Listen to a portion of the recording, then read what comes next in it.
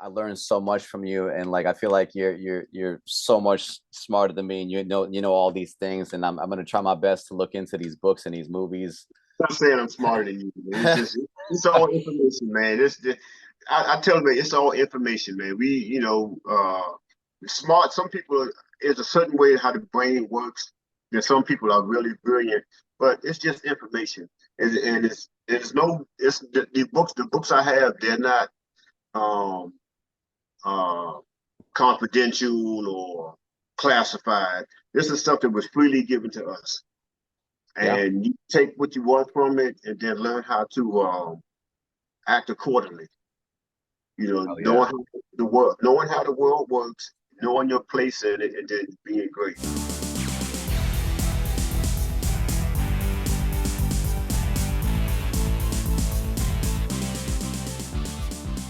Welcome everybody to episode 24 of The Study. I'm your host, Evidence, the artist formerly known as Bonez. Today I got a very special guest, the G.G.T, DC's own. My man has been producing music for a long time, and we're gonna get into the story, brother. I wanna start by talking about when I first met you. I remember it was August of 2013, and I heard about this thing called the H Street Variety Show, and I was like, that sounds like something I got to check out. And I went there and I performed this joint called Cast a Spell.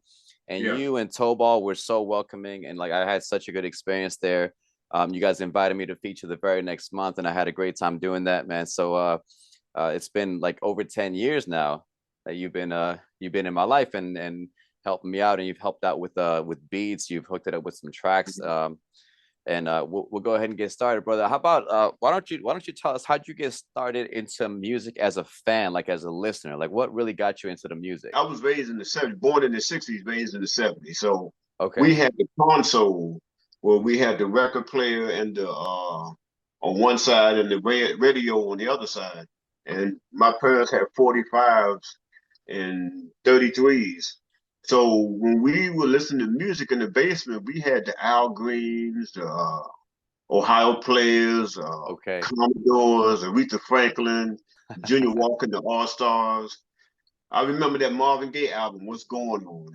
And we had all of these songs. And so music always been an integral part of pretty much my life, even as a kid. And um and I can remember when I was 5 years old, my father bought me a set of drums for Christmas. I don't know what he saw, but I remember waking up and having that set of drums in the living room. And I didn't know anything about drums. I tapped on it or whatever, played on it. But it just came some years later that I was playing drums. I didn't know you played drums. That's really cool. Yeah, I used to play drums in the church growing up when I was a teenager. I remember I had a buddy of mine in the neighborhood had a set of drums, and sometimes we used to go over there and play. So I always had a knack for drums. When I was a teenager, the church, we went to a Crown Pawnbrokers on by 8th Street. It was about $55 for a five-piece drum set. And the church bought the drums, and I used to play the drums in church. And usually that's what my music I was so I was doing that in front of people every Sunday. That was my thing. I'm trying to Back picture you then. with rock star here. I'm trying to picture you with drummer hair. Oh, I did. I had waves back Okay. then. All Yeah, so I did rock the waves. Yeah. right. You mentioned Marvin Gaye, you mentioned the Commodores, and lately, and I don't mean just lately. I mean, I've always dabbled into different types of music, but lately, music has been changing, and the popularity has also steered the quality of the music, and it's made me appreciate more and more as the years go by older music, more traditional type music, things like Ella Fitzgerald.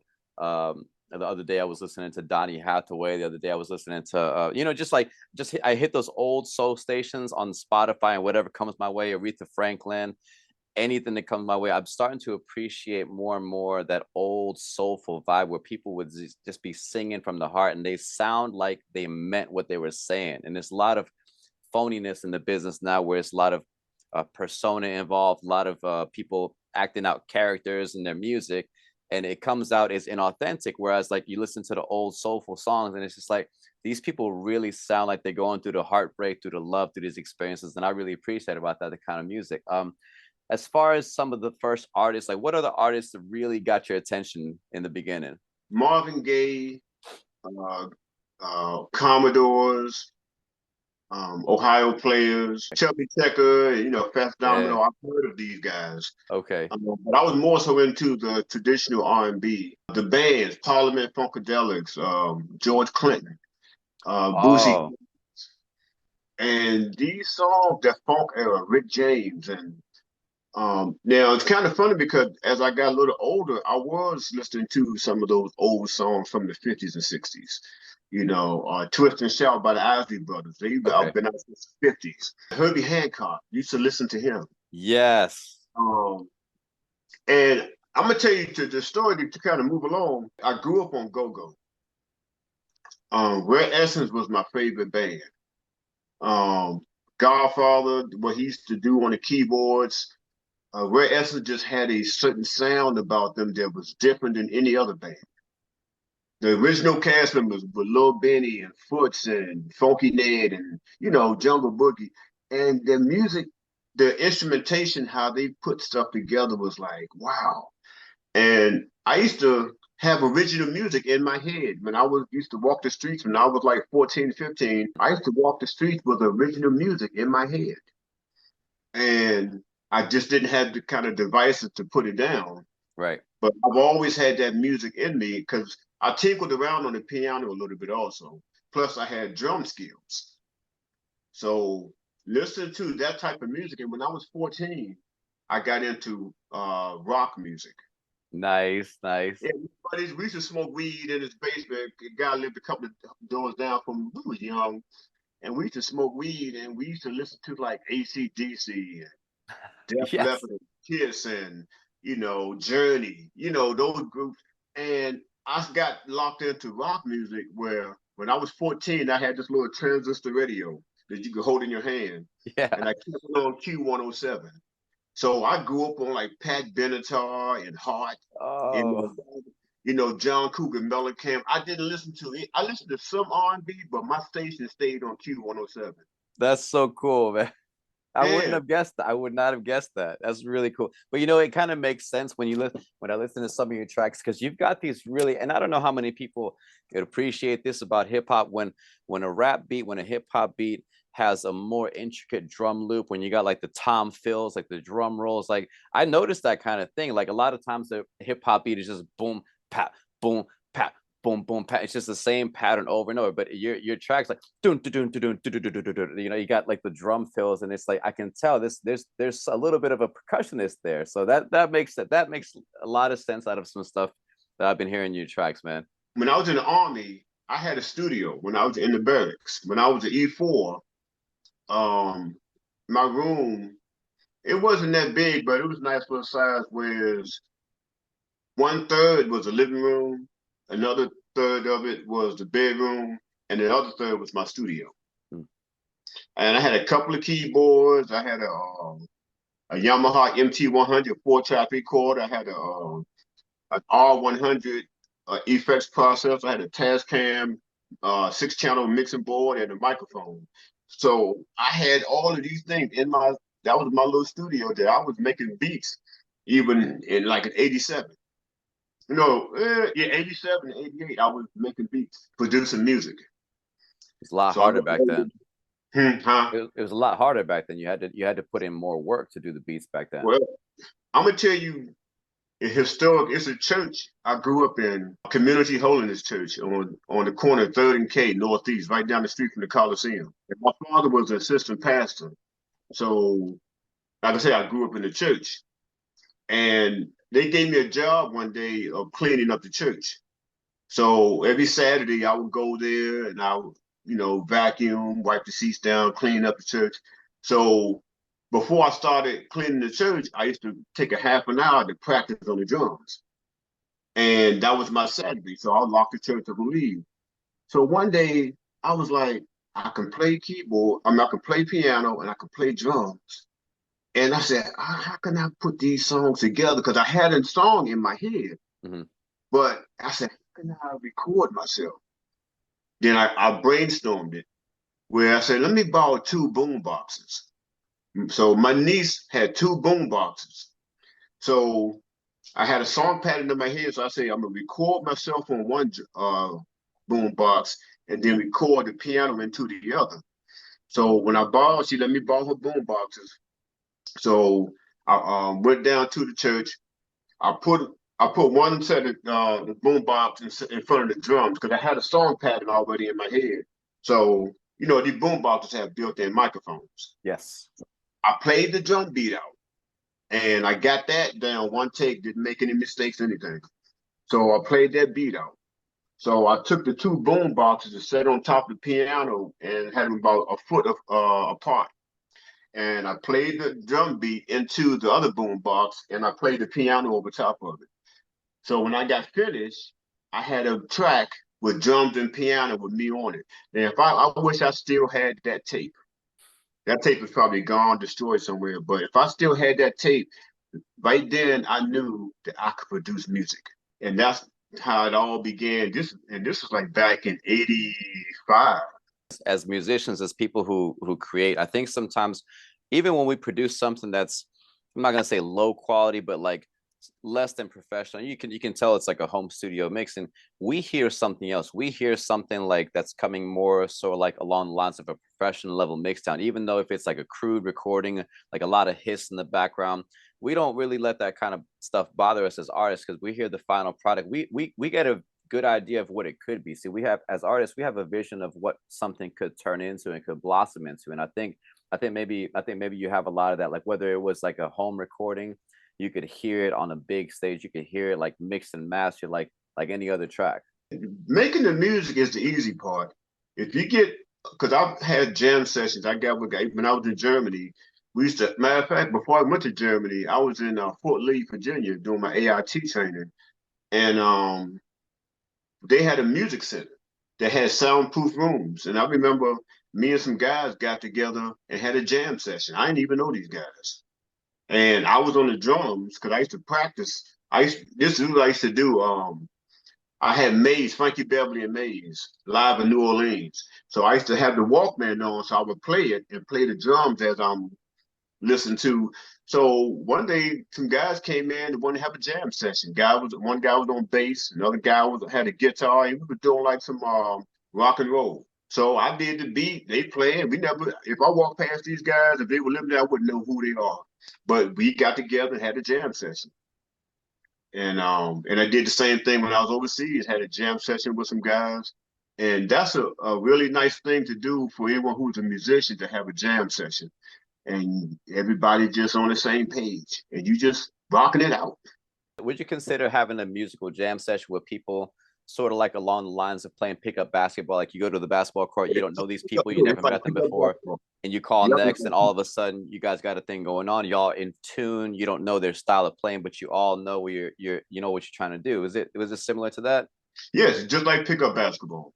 Yeah, because I played basketball too. So and I used to go to neighborhoods where they didn't even know me. So when I knew my game got to a certain level, I can go to a neighborhood where they don't even know me Yep. and put work in. And sometimes you got to learn other people's games, and it's frustrating, but sometimes it's satisfying because you can be on a winning team. Same thing with musicians. It's not a thing of competition. It's a little different because no one is trying to outdo the other person. You just there to have fun. It's a jam session. I mean, just what it is a jam session. Yeah. And you get in there and you coming together as a unit. I've always found it fascinating when musicians can come together and they start with the tempo and then just music starts to happen. That's really cool how that just evolves out of just four And, people, five people just sitting around. and the drummer is the one who controls the whole shebang. Right. And I told somebody that before. I said the most important person in the band is the drummer because he's the one who controls the tempo, the I got timing. I gotta agree with you on that one. Yeah. Yeah, there's a thing about timing. I learned a lot about when I had a drum machine. I didn't know anything about quantizing and all this stuff, man. I learned it from going with a drum machine, just buying Mm. it and learning what it was. And that's when I started learning about music. Is timing. Everything is timing. The what they call the thing, the metronome. Yes. You have everything is timing, and there's a thing called quadrivium. I made a picture, a meme of quadrivium. It's elements of arithmetic, geometry, music, and astronomy. Where arithmetic is numbers in itself, geometry is number in space, and music is number in time, and astronomy is number in space and time. So someone taught me that a few years ago. I said, man, that is awesome.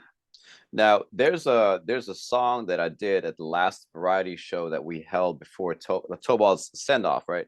It was it was an outdoor event. It was real nice, and I did a song called "Game of Bones," and that was the track that you produced. And I don't remember what you originally named the file, but when I first heard that track, I'm like, that is something that I really got to step up my game up to do. And when I finally did it, I laid the track down. Brother, it sounded so good. And actually I want to go ahead and play that for the audience real quick. So this is a song called Game of Bones, back when I would go by that name, from the album Shadow of a Doubt, produced by the G.G.T. You guys enjoy. Man, I'm about to drop it on you fools like the Snyder Cut. Shout out to all the variety show fam, Tobal, Seth, and my man Tim, aka the G.G.T, on the track. About to let the monkey out on this one, man. Let's go. No, you're not really ready, going pocket your celly, cause I'm dropping this jelly. Good God, is it smelly? Gonna take the plunge, try not to flop on your belly. Gotta get at these kids, but not like God to the Kelly. My father would tell me, hijo ponte las pilas, always with a pen and pad. See me sporting my feelings through the hallways, writing verses all day, trying to get my songs played. I dropped mixtapes that was on tape. What you know about mixtapes on a two-sided cassette? Man, try to respect the mind of a vet. 20 plus years on a mic is still coming at y'all live and direct. Man, how you forget to get back to the basics? Rainbow dreads over them toddler faces, joining chains, the game dropping, I'm not a racist. Beats, rhymes, and life, man, with a combination. Resentment and bitterness is commonplace in the era of Trump, Donald's nation. DNR, let's do not repeat the mistakes of the past that you all can see. Social media making people fall asleep. The dragon in your house saying acknowledge me before I get so big that I swallow you and make you compost the next time I drop a deuce. What up, G.G.T? And howdy do? Hit the variety show and drop a bar or two. That's how a mad scientist up an artist do. I stumbled and fumbled against a fall or two. So go and find you a phone booth and get your cape on. I drop these bars for you to meditate long. And just in case I forgot to thank y'all, I appreciate you and I'm deeply grateful. Let's go. Let's play a game. Play a game. The game of bones. Game of bones. You call me names. Call me names. Sticks and stones. Sticks and stones. You try to break me. You broke me and you break my bones. What don't kill me? Guess what? Just make me strong. Let's play a game. Let's play a game. The game of bones. Game of bones. You call me names. Call me names. It's sticks and stones. Sticks and stones. You try to break me. You broke me and you break my bones. What don't kill me? Let's get it on.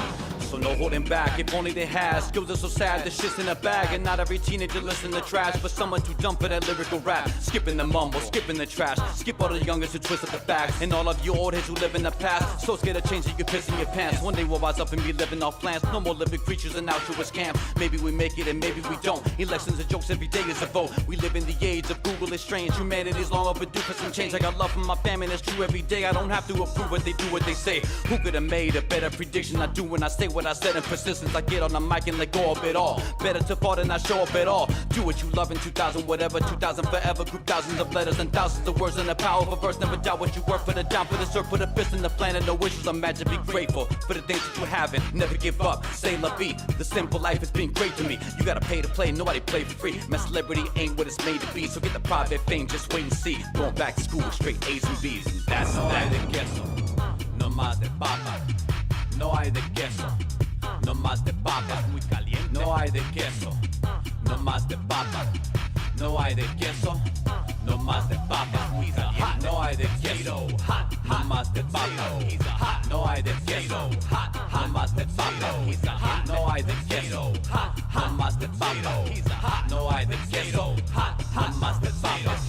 Let's play a game. Play a game. The game of bones. Game of bones. You call me names. Call me names. Sticks and stones. Sticks and stones. You try to break me. You broke me and you break my bones. What don't kill me? Guess what? Just make me strong. Let's play a game. Let's play a game. The game of bones. The game of bones. You call me names. You call me names. It's sticks and stones. Just sticks and stones. You try to break me. You broke me and you break my bones. What don't kill me? Let's get it on. That was Game of Bones from the album Shadow of a Doubt by yours truly, Evadense, the artist formerly known as Bonez. I wanted to ask you, brother, do you have a favorite type of music? I know you said go-go. You were real big into go-go, and that's sort of where your name comes from, right? That go-go, man. Oh my goodness, man. Yeah. But I listen to all different styles. growing up listening to rock music, I listen to pop, listen to some heavy metal from time to time, R&B, jazz. So I'm all over the place with the style of music.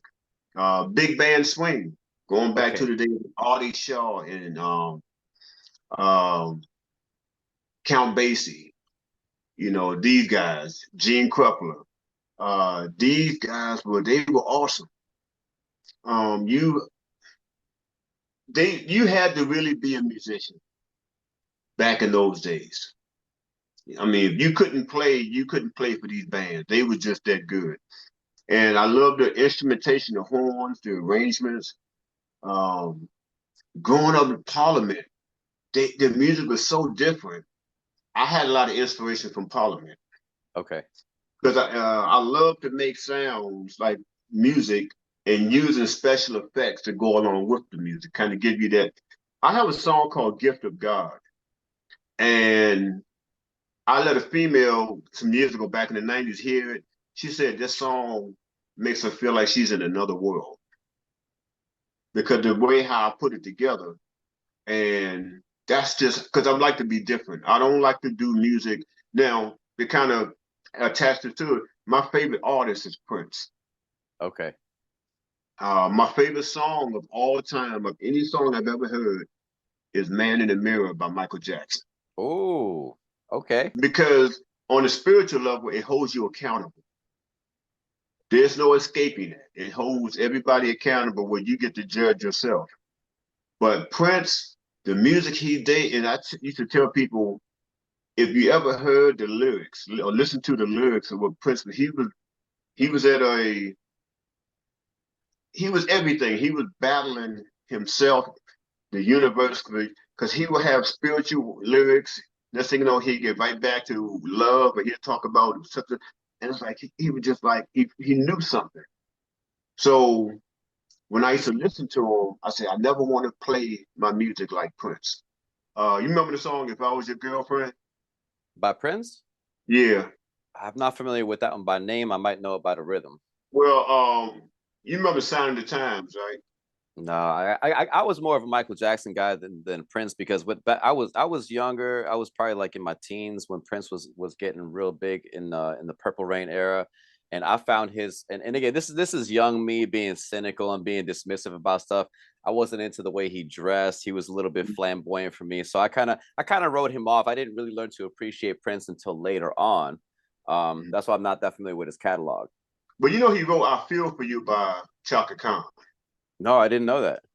Yeah, actually, that was him. If you his earlier work, he had that album, that song on his album before before Shaka Khan did. So he wrote some songs. Sinead O'Connor just recently passed away, Yes. and that song, well, I think that song, "Nothing Compares to You," Prince wrote that. Oh So, wow. but he had a song called "If I Was Your Girlfriend." And I did a go-go version. I was over in Germany, and my buddies used to clown me on it, but I did a go-go version of "If I Was Your Girlfriend." Nice. But I never wanted to play his style of music. I've always wanted to be this original artist, to have do stuff his way, that no one else has my style. And listening to different types of music kind of gives me that brand. But me listening to R&B, jazz, go-go, rock, heavy metal, I'm not much of a reggae fan. Mm. Um, but listening to a big band swing, all of these elements that I like, it feeds into my psyche. So when it comes out, you know what I mean? It comes out in that Yes. kind of way. Everybody is bringing something to the party. And that's how I put my creativity together, is when I create songs. That's very common in artists. I think a lot of artists, myself included, we sound like our influences. What comes out of us ends up being some sort of amalgam of all the things that we allow into our headspace, and it kind of comes out in our own way. That's what Jacques Fresco used to say. He used to say creativity is taking known elements and putting them together in new ways. You know what I mean? And I think that comes out in musicians, like whether we're influenced by the Michael Jacksons, the Princes, or other styles of music. I think that sort of comes out, and we kind of do our own interpretation of it. Like you said, the go-go version of If I Was Your Girlfriend. That, you know, maybe people weren't feeling that, but somebody out there would have been like, you know, that I can really appreciate that take on a song like that. That's pretty cool. You brought up Michael Jackson and Prince. I think that's interesting because I hear some people in music, and I've had talks with a buddy of mine. It's very either or sometimes. Either you like Michael Jackson or you like Prince. You're with Prince, or it's like either or. For me, it was never really like that. Like I didn't again, I dismissed Prince when I was young because I was ignorant, I was stupid, and I didn't like his fashion, his style. But I remember when he did the soundtrack to the Batman, the 1989 Batman movie, I was jamming. I was loving his music. And I didn't know it was Prince. Like I was just this 9-year-old, 10-year-old kid in the movie theater enjoying what was going on. And you could have told me that that was Prince, and I'd be like, I don't know who that is, but I rocks with it, you know. So I definitely enjoyed his style. It was that Minneapolis kind of style, and that Batman one he did where it was like rock in the first half of the song, and then when you say stop the press, and then he broke it down, then it turned into some funky Prince type of style. I'm like, wow, he broke that thing down. I'm like, oh, and it was more funky. You know the Batman, the song, the Batman song, Yes. and it's like it was two styles because he did funk, he did jazz, and he did rock. And the first half of the song, you heard that rock style. And when he said stop the press, and then he's like, who is that? Vicky Vale. And like you hear that and the bass was like rocking. I'm like, man, he leveled it out so smooth. I'm like, oh man, that was so dope. Is that the one So he did the music video for? he Where did the he's in music. costume?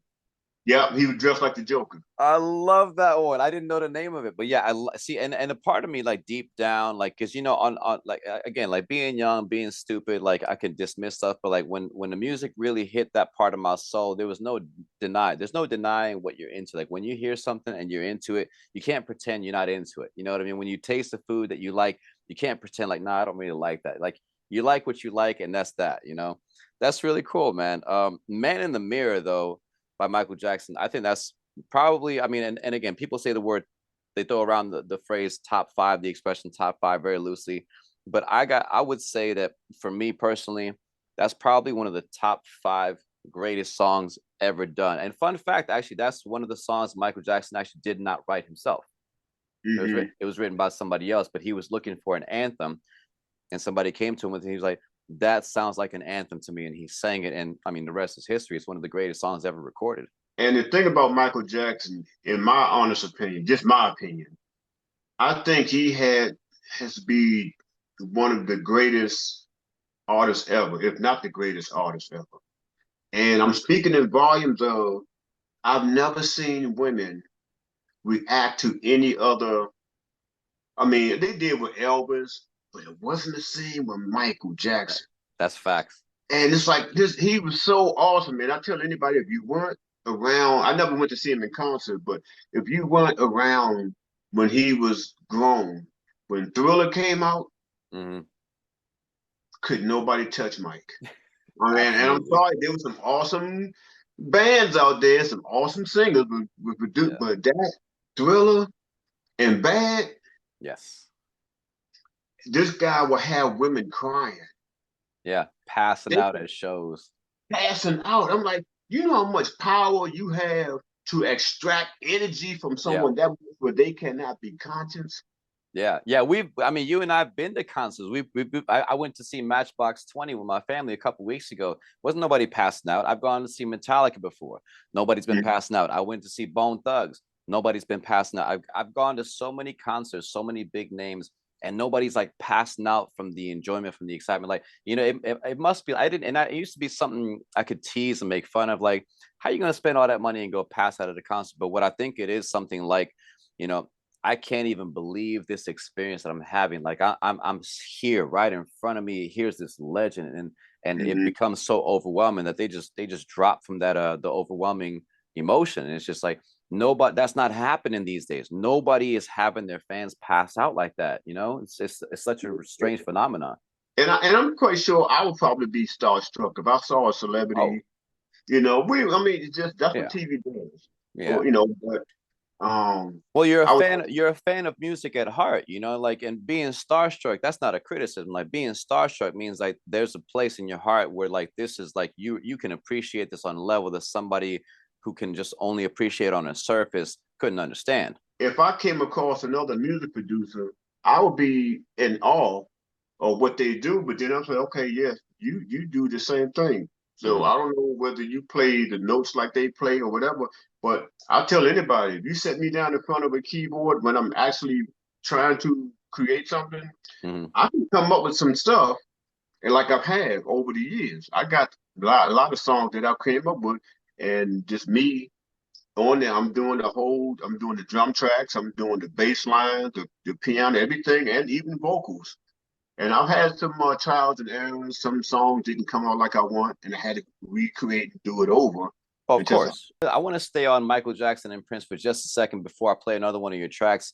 As far as Michael Jackson goes, brother, it was really nice to hear you say how you appreciate Michael Jackson, because in my family, Michael Jackson is basically he's family. Like, we grew up with him. I remember like being able to record his music videos on a VHS tape and then playing that VHS tape over and over till the tape wears out. Like, my first CD that I ever owned was Dangerous. When the mm, Dangerous album first came out, that was the awesome, very awesome. first CD that I ever owned. I owned cassettes before that, but the first CD I ever owned was Dangerous. And brother, I played that album to death. I knew exactly how many minutes, how many seconds every song was, at what minute and what second. For example, like when the song "Will You Be There" starts, it's got like this little like singing intro where it's just like a choir, and the beat doesn't drop to like a minute and some seconds. So I really like got into it, man. He was more than an artist to me. And I think for me, and this is what I wanted to ask you, like, because a lot of people have written off Michael Jackson because of the allegations and things he's been accused of. But personally, I feel like Michael Jackson is an easy target because of his eccentric lifestyle, because of the way he was raised. I mean, like, I want people to be you go be raised by Joe Jackson under those circumstances, performing at nightclubs at 5 years old, never having no Christmases, never having no birthdays, no regular childhood, and see how you turn out. I think Michael Jackson just became a very eccentric person, and he didn't see around corners. Like, he didn't know that like by sharing his home, his space, and being loving in that kind of way that he could become a target. Hey, he's spending time with these kids. We could get him this way, and we could say that. And what's he gonna do about it? And to the world, like, some people think he's a freak. It's like, well, what's he doing spending time with these kids? But he's real. For me, I think he was very innocent and very naive, to his detriment, maybe. And that's what got him into hot water. Whereas like some other artists might see around the corner, it's like, if I do this, somebody could try to accuse me of this. So maybe I need to draw the line here. And I don't think he had that. I think he was just very trusting, very loving, and like I said, very naive on like a childlike level, that he opened up the opportunity for people to target him like that. What do you think about that? Of If at first I was believing that maybe he did do it, but course. then again, like I don't know. So my whole thing is I don't know because I wasn't there. That's fair. It kind of discredits himself because when you look at his lifestyle, you didn't really see who he was dating. You heard about. You couldn't just date Michael Jackson. Mike was not an ordinary person. No. And I grew up on Mike. I grew up on Mike when he was a kid. When in the '70s we had the Michael Jackson, no, we had the Jackson 5 Christmas album. Right. And so I grew up with Michael even when he was young, being on American Bandstand and Soul Train and all that, and Carol Burnett show. I knew that Mike when he was young. Mm. So when those allegations, like you brought up, Dangerous, because Teddy Riley helped produce that, Yes, yes, he did. and Bad, Dangerous, Off the Wall, and Thriller. Those four elements right there, them four albums are awesome. Oh yeah. He did Blood on the Dance Floor, but Invincible was pretty good. That was pretty good too. Yeah. You could And tell he still had that magic. It wasn't the same, but you could tell that he was still Michael. and with the allegations, well, I've heard different stories that Mike wanted to. It was a thing with Sony and um what's that guy name? Tommy Tony Mottola. Tony Mottola. Yeah, Tommy Mottola, yeah.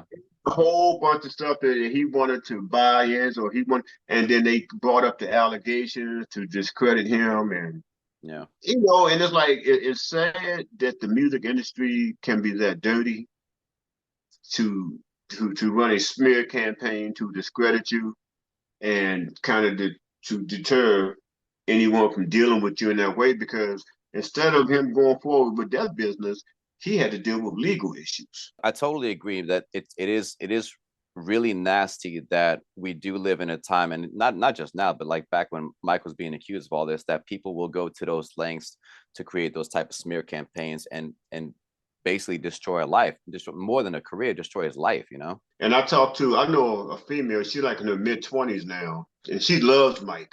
Mike cannot do wrong in her eyes. Mm. And I often tell her, I say, you know what? I said, you probably heard about Mike when he was going through the silliness. But I said back in the 80s, he was just like no other. That Bad album, but Thriller, these albums were phenoms. It's like, but like when I listen to Bad, you could play every song without skipping. That's Yes, how good that album was. agreed. And I heard when you said your first CD that you bought, you know the first CD I bought was Tell me. Anita Baker giving you the best that I got.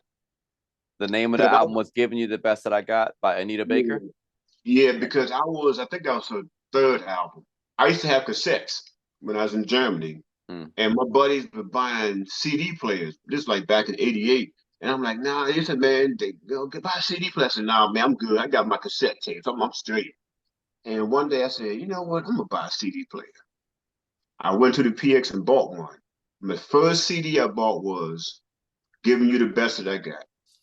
And that song, Priceless, I love that song so much that I put it on play and I had it repeat just that one song. I've done that Because before. Anita, I was into Anita Baker too back then. Her songs were awesome too. Okay. So when I talk about these artists like Michael Jackson and talk about I go back to the days when you had bands, Mm-hmm. when the band had to go to the studio. See, like me, you see my keyboard, this workstation here. Yes. This takes the place of all the band members. Right. I could do a whole album with just this one keyboard. But back then, you had to have a whole band. If you Yes. had 8, 9, 10, 12 people, everybody came to the studio and you recorded. Yeah. And so it was more of an organic sound. This is not organic. It's nice Yeah. It's because close. it depends on who's playing, Yeah. but organically, these bands had a sound, and then some of them were so original. You can listen to these guys today and feel the energy that they put in to Absolutely. them.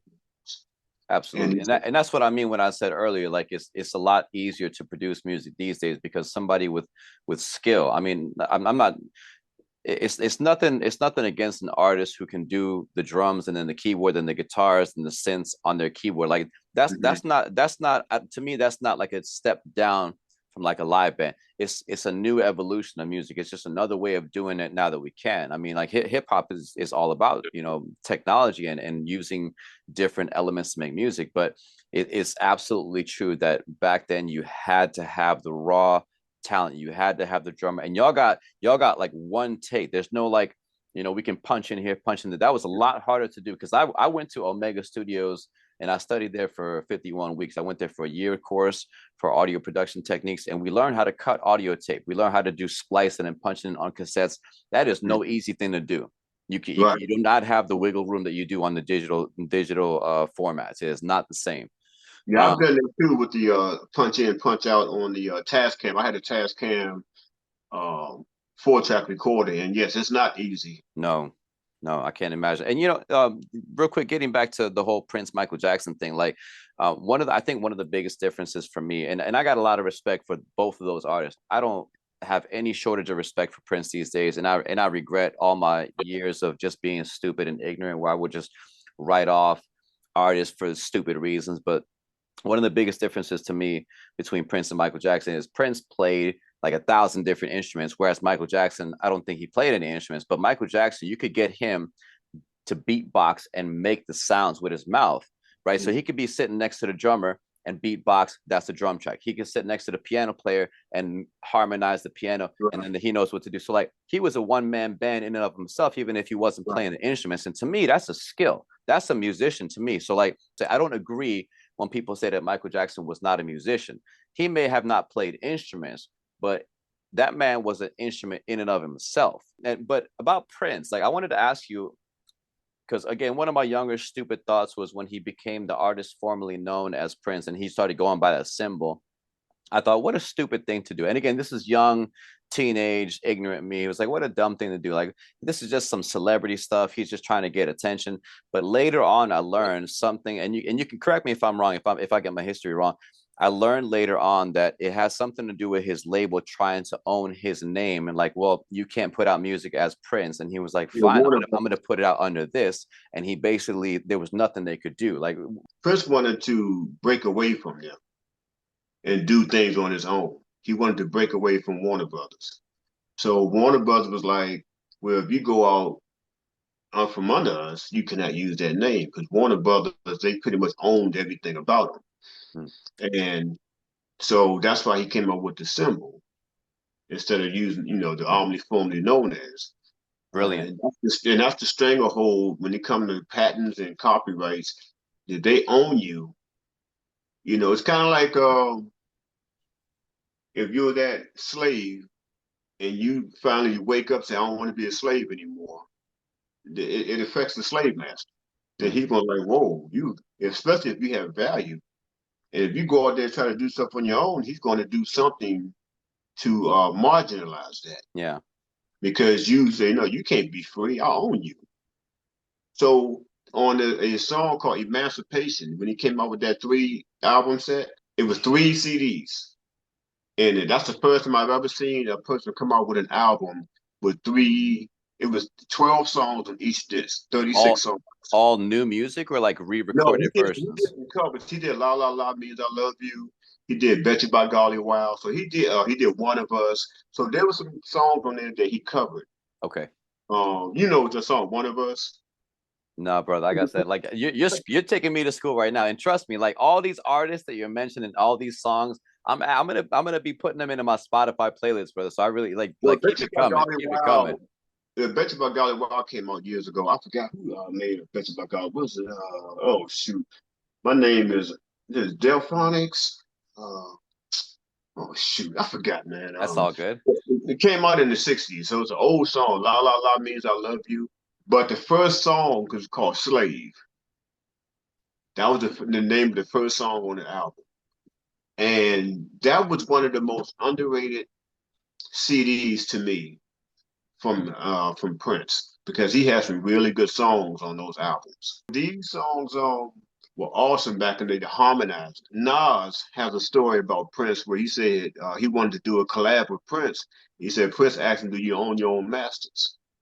And he said, no. He said, well, when you own your own masters, then you come back and see me. So he was very much an advocate of owning your own masters because for what he went through with Warner Brothers. Mm-hmm.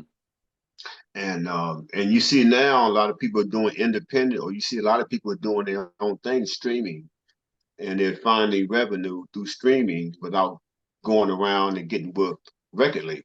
Some people still are getting on the record labels. And you see the satanic stuff that's going on. I don't have to tell you. With these folks, I know you heard of like Illuminati and all this, and I'm sitting there looking at these artists like, come on, man. Yeah. Well, I watched that Sam Smith performance at the Grammys, and I was wondering what's going on here. Like, really, who is the target audience for this stuff? And then even like artists like I use that term loosely, artists like Lil Nas X, and I don't even remember what the name of that song was that he did, where he's like freaking on the devil. Like, I'm not sure who this kind of stuff is supposed to cater to, but without a doubt, there's some kids watching it, and I'm always, and I'm not, maybe not always, because I was young and stupid, but these days as a father, as a husband, like I know how impressionable young kids are, and I grew up watching HBO and watching R-rated stuff and stuff like that, and that stuff made an impression on me. And now it's like people are taking it to the next level, and who knows what kind of influence it's having on these kids. So I don't understand how music has gone in that kind of direction where like a lot of these quote unquote artists are like trying to send some real subtle, not so subtle messages instead of focusing on the music and the lyrics and the song and the expression and storytelling. Like I love hearing songs like Michael Jackson talking about love songs, talking about man in the mirror. I really I could get behind stuff like that. Like even as a kid, Michael Jackson would get me in touch with a side that made me care about people as a whole. And that's hard. That was hard for even my parents to do, is to get me to care about serious things. And here, this person I've never met, who I'm listening to through a CD, through some speakers, he's getting me to care about the world and world issues. And, you know, like, so it's just, the apple's fallen pretty damn far from the tree, you know? George Carlin taught me something on one of his stand-ups, and it was more in the sense of evolution. And he was talking about, I think on his stand-up, he was saying, I'm no different from anybody else just because I have a primate brain. He said, but beneath the primate brain, you have a mammalian brain. And beneath the mammalian brain, you have the reptilian brain. Reptilian brain, my man. And I'm sitting there like, wow. And I'm listening to how he was bobbing and weaving through it. And I knew what he was talking about, evolution. I started learning from that. So we talk about lower vibrations. When you hear people talking about a higher consciousness, you're talking about that primate brain, where you start to realize it's not about me, it's about everybody. And kids are like that. Kids are generally selfish. They don't have an understanding because self-centeredness is part of the human genome. And So that's not an insult against kids. You know, no, it's not so it's they don't mean and they any don't know any wrong by better. that. We have to Yeah. teach them. So that's the reptilian brain. Mm. Because if you do something to a kid, their initial reaction is to fight you back or hit you, pick up something to hit you back because they don't understand reasoning. Yeah. So when you get older you get, you're like, man, I don't need to fight. There's other ways to deal with this. Yes. And it's not about me. I can share and still have some, and I'm good. All of this stuff. So I said all of that to the effect of the music, where it has to keep you at a low vibration. Because when you're at a low vibration, you always got your hands up. You're at battle. You have a war within yourself, but you look at other people as ops, and you're always in battle mode. Mm. That's why the TV shows, the hip hop, the love and hip hop, and these rap concerts and the 808s. We love 808s. Many we know about but very few people know about the 909. The 909 used to be the kick drum, used to come with drum kits back in the day. But the 808 is, I think 909 kick drums are more associated with house music. But the 808's like boom, boom, boom, boom, all that low, it keeps you in battle mode. So the higher ups who understand that, they got to give you the type of music that keeps you at a low vibration so you would keep fighting with each other and you won't be at a higher consciousness of evolution. That's how the higher ups stay in control because you're not battling them, you're battling each Yeah. other. Yeah. That's the game plan. So when we make music, you want to have music that's beautiful to bring out the good in you. Yes. But when you had listened to like boom, boom, boom, all that like heavy metal, used to and it's tapping you up. It's not the it's more of a mid range when you listen to heavy metal because you listen to the distorted guitar, but it puts you in a rage. And And you bop it makes you drive different too. yeah, and it affects your driving. Yeah. And I heard this years ago say the type of music you listen to will determine how you drive. Yes. I can listen to some amped up music, and next thing you know, I'm looking at I'm doing 80. I said, how do I do 80? And I'm sitting, it's the music. So when I was driving home the other day, I would listen to Deja Vu by Tina Marie. Okay. I'm in the far right lane. I ain't speeding. I'm just cruising. I'm mellow. Yes. So I'm in a but you have to recognize that. If you ever seen the movie They Clone Tyrone, No, I haven't. oh, yeah. Take me to school, bro. Take me to school. You have to watch it. I'll put it on my list. After you watch it, but there was a scene in there where they were in the club, and the music had people in a trance. Mm. And the music, that's what music do for you. I have a song called Music is the Word of God. And the first initial summation that I had for that, I said music is the word of God as vibrations form a harmony to bring us all together as one, a unit. That's what the initial, but as I went on, I was like, music is the word of God, and if God is everywhere, then hence the subject. So it's a song that I made where I did the drum beat on an 8-bar loop, but the bass and all the other instruments I played out in real time.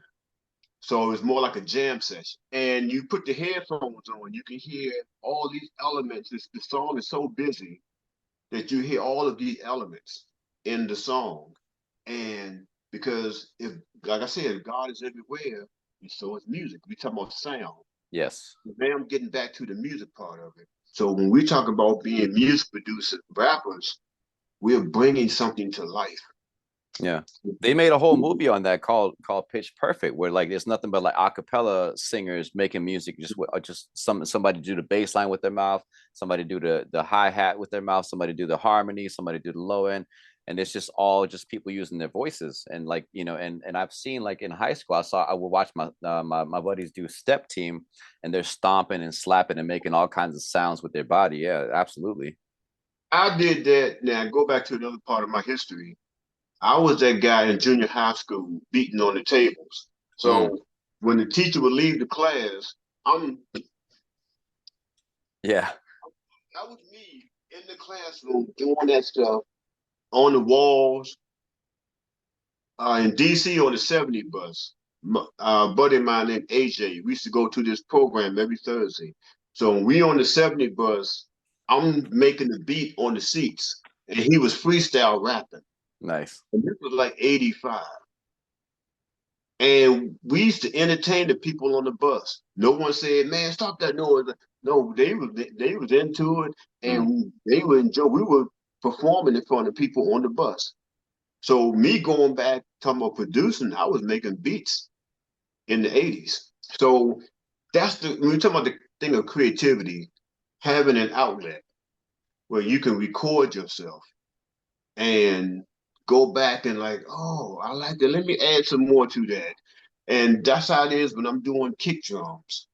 I might put a kick drum down or a snare, and I'm like, okay, let me put some, and then you just started, just it like starts you. it starts talking to you. It starts kind of like, and then it becomes like a communication, like the song is talking back to you and kind of telling you what it needs, and you're like, I got you. And you're absolutely right. Like music is 100% an energy. It's like you said, like your song title is Music is the Word of God. I feel like music is the universal language. Like it don't matter if you don't speak the language, or somebody's like, you can go to China and you could vibe off of a song that you don't understand the words of. Like there's music from the Kill Bill soundtrack in Japanese.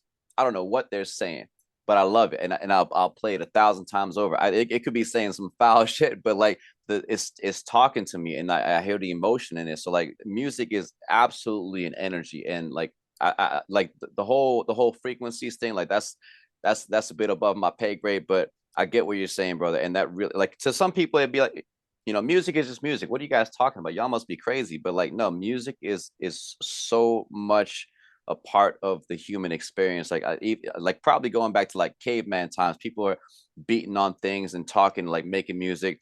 And obviously, this isn't documented. There's no recordings from back then, but it's one of those things that I can't prove for a fact, but I know to be true, that music has been going on way longer than recorded history. They say math is a universal language, Yes.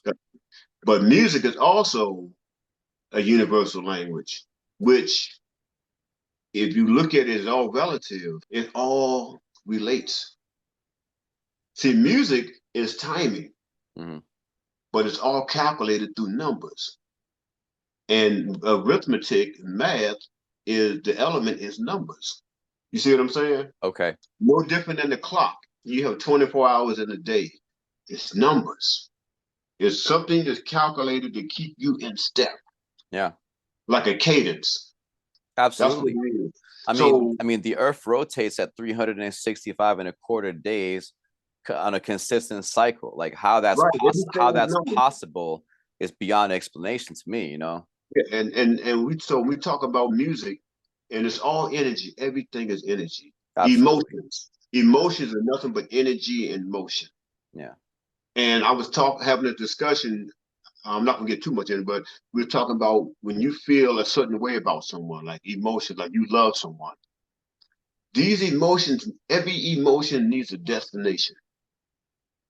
And if these emotions, whatever energy you have in you, if it doesn't have a destination, it can become a powder keg where you can become self-destructive.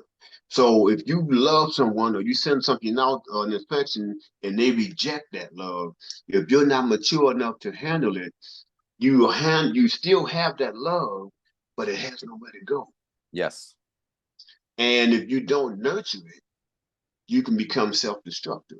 If you have a love for a mature person, they can nurture them. Like, look, okay, I like you, but I'm not there with you. And you have a communication where you know what each other stand. You can respect that. You're like, okay, let me hold on to this love. Maybe I might, it's the wrong place. I appreciate you for doing it. But when you have someone who rejects that love in a negative way, it hurts you. And yes, so people outlet that into music because people have been hurt over the years and they make these songs. What's that song about Patsy Cline? These boots were made for walking. mm. So Beyonce, the song called "Irreplaceable" by Beyonce. I'm not familiar with it.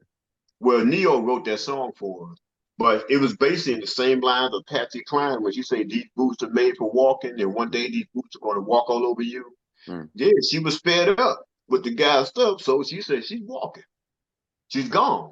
Yeah, So that's a painful song if you can relate to these kinds of songs. So, but then they also have love songs.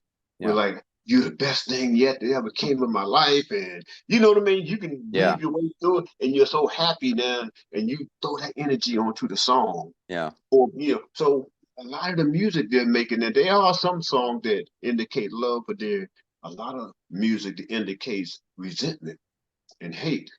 yeah. And so many people are emotionally broken that these songs resonate more than the love songs where we talk about solutions. Yeah, I think you hit the nail right on the head, brother. That's actually the last song that I just put out. I just recently put out a song called "Without You." That song took 16 years to put together, and I'll tell you why it took 16 years together. You know the expression "simp." You know what a simp is, right? Mm-hmm. All men know what a simp is. All men have simped over a girl once in their life. I simped hardcore over somebody. Broke my heart, put me through. Long story short, fast forward, met my wife. She turned my life around, but I still had this old wound, right? And I didn't know how to deal with it because there was, like you said, a lot of anger, a lot of resentment, a lot of negative emotions. And every time I would try to heal this wound or like try to get it out of me, it wouldn't be the right words. Like it would be anger, it would be resentment, or I'd be trying to take a jab at this person. And I knew in my heart of hearts that that's not the way to go about it. So every time that I would work on that piece to try to get this wound healed, it was like, nope, that's not it. Got to shelf it. And then next time, nope, that's not right. Nope, I'm still angry. Nope, I'm still bitter. Nope, I'm still resentful. 16 years later, having these real productive discussions with my wife about, look, things happen in my past that has nothing to do with you that I need to get out of me, or it's going to kill me. It's really making me sick it's making me sick on the inside. And now I finally put this song together called "Without You," released it the right way. There's no anger in it. There's no resentment. It's a song about moving forward. And I'm trying to use it to encourage people, like not just teach your brothers, teach your sons not to simp. Don't give your heart to people who are just going to do nothing but use it and drain you and just like take the best of you and not appreciate it, because it's going to make you sick on so many levels. And I feel like I finally got it out the right way with no anger, no bitterness, no resentment. And it's brother, it was a healing process. And like there's this chapter in this book by Jordan Peterson called "If Old Memories Still Upset You, Write Them Down Carefully and Completely." And I used to joke, and I've heard a lot of rappers talk about the studio as my therapy. It's cheaper than going therapy. I didn't know that all these years of writing music and telling my stories that I was actually doing therapeutic, like clinical psychologist therapy level exercises and like healing these wounds the right way. Turns out that's what it is. When old memories still bother you, if you just like let that rage and expression out, it's going to come out the wrong way. But when you're careful about it and you're complete about it, you really are working towards healing. And like I think you hit that nail right on the head, brother. But I want to take a minute. I want to play this next song for, because I got, like I was saying before, like all this talk about music and energy and frequency. Some people are gonna be like, man, y'all crazy. I want to play a song called "Must Be Crazy" that's actually produced by you. That I put on the last album. It's one of my favorite songs I ever did. This is "Must Be Crazy" by yours truly, Evadense, the artist formerly known as Bonez, from the album Shadow of a Doubt. Y'all enjoy this piece. Yeah, this is dedicated to anybody who's been called crazy for trying to do something that someone else wasn't trying to do, and for trying to get somewhere someone else wasn't trying to get. Let them call you crazy. You do you. When I was little, I fell off the top bunk, it's true. And it might have something to do with why a couple of screws loose. Shorted out a circuit, maybe blew out a fuse too. I put a beat under my pillow like it's a loose tooth. And Murder He Wrote verses too raw for the youth group. I'm known for getting on the mic and dropping a huge deuce. If mumble rappers won a battle spitting that poo-poo, I'll slay these fake gladiators, Wesley 2 scoops. I don't just claim to rap better, I brought proof, dude. You make dance records, I make music they move to. You don't make any sense, homie, you're talking some voodoo. You're a crime against hip-hop, but we're not gonna sue you. They all look and sounding like, man, I don't know who's who. And it's not just cause I'm getting old and I'm going cuckoo. We'll run a train on your girl, hollering choo-choo. It uploads so everyone can watch it on YouTube. He didn't watch the game, he don't need me. Stay blowing trees, yo, I think he's crazy. He must be crazy. He doesn't know who's Breaking Bad on Game of Thrones, man, I think he's crazy. He must be crazy. He doesn't vote, he laughs out loud, and you don't get why, so he must be crazy. He must be crazy. He's not 17, he's not 21, he ain't 38, he's still working late. Cause when I reach my goals, it'll be worth the wait, be straight. So what if it makes you call me crazy? I used to get drunk for all the wrong reasons and get excited over basketball season. But then I wanted more of my nights to involve reading, and felt like if I'm not studying, I'm not breathing. Like Karen if she can't call the cops on brown people. Yo, it's just rap music, but you think it sounds evil. And sometimes you're right, like freedom of speech. But we trying to stop the violence and clean up these streets. But your snowflaking isn't helping out the situation. There's money enough for war, but not for education. You knock me down, yeah, but you're gonna need more to stop me. And shout out to my homeboy, Sino Gaddafi. I hope you realize your dreams, bro. Life is a blessing. I hope these bars give you strength on the nights that you're stressing. And for anyone still listening, I thank you for your time. And y'all just gave me the inspiration to go create another rhyme. Because no Tiger King, he don't like to drink. He's the kind who think, yo, I think he's crazy. He must be crazy, yes, and he don't give a damn who can sing and dance for 1 million fans. Man, I think he's crazy. He must be crazy, yes, Konnichiwa, parlez-vous français? Annyeonghaseyo, now he's talking crazy. He must be crazy. He's not 17, he's not 21, he ain't 38, he's still working late. Cause when you reach your goals, it'll be worth the wait, we straight. So what if it makes him call you crazy? Fuck, he must be crazy, es un poco loco. He must be crazy, es un poco loco. You can call me whack and say this rhyme is some trash, but I'm a little something extra like time and a half, come on. He must be crazy, es un poco loco. He must be crazy, es un poco loco. You can call me whack and say this rhyme is some trash, but I'm not even listening, and I'm out. Yeah, man, you just keep working hard while they call you crazy from the sidelines. From the sidelines. You keep working on your craft while they sit on the couch talking about why it'll never work. From the couch. Because if normal means settling for that basic shit, call me crazy. Maybe I am. Maybe we are crazy. I don't know what it was that bent your life out of shape, but maybe I've been there too. Let me help you. I'm sorry, but no. It's far too late for that. That was Must Be Crazy by yours truly, produced by the G.G.T. Brother, like I was saying at the beginning of the interview, I met you and Tobal at the variety show. Tell people about the variety show. How did the variety show start? Well, it was Tobal's idea. I've known Tobal through a friend. This lady I knew, I used to do music with, and one day she brought a tow ball by the house. It was on a Saturday, and he came by. I needed what I was going to buy a receiver, and so he drove me down there to get it and everything. And we came back to the house, and the first song he told me about was "Running About the Woods," and I put music to it, and we became friends ever since then. So some years later, he came to me and said he wanted to do a variety show. And I'm familiar with variety shows, and you go back to days of vaudeville, the Carol Burnett show, the Jack Benny program. Those are Right. variety shows. Flip Wilson.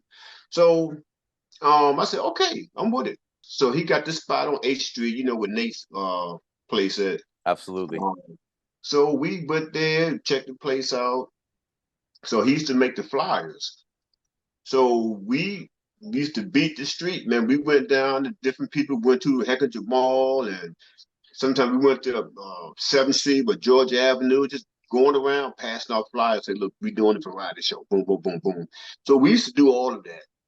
And so I used to come down and set up. And the first show we ever did, I forgot the date, but it was in 2011. I think it was in October, the last week in October of Okay. 2011. And I had a couple of speakers. I had a microphone. I had my digital recorder. So we got some other little speakers. So we got a little set up and got chairs. So we used to get there early, clean up, set the chairs up. And we started, and we had people who came in and was performing the last Saturday of every month. And that's how we kicked it off. So we was promoting ourselves through Facebook.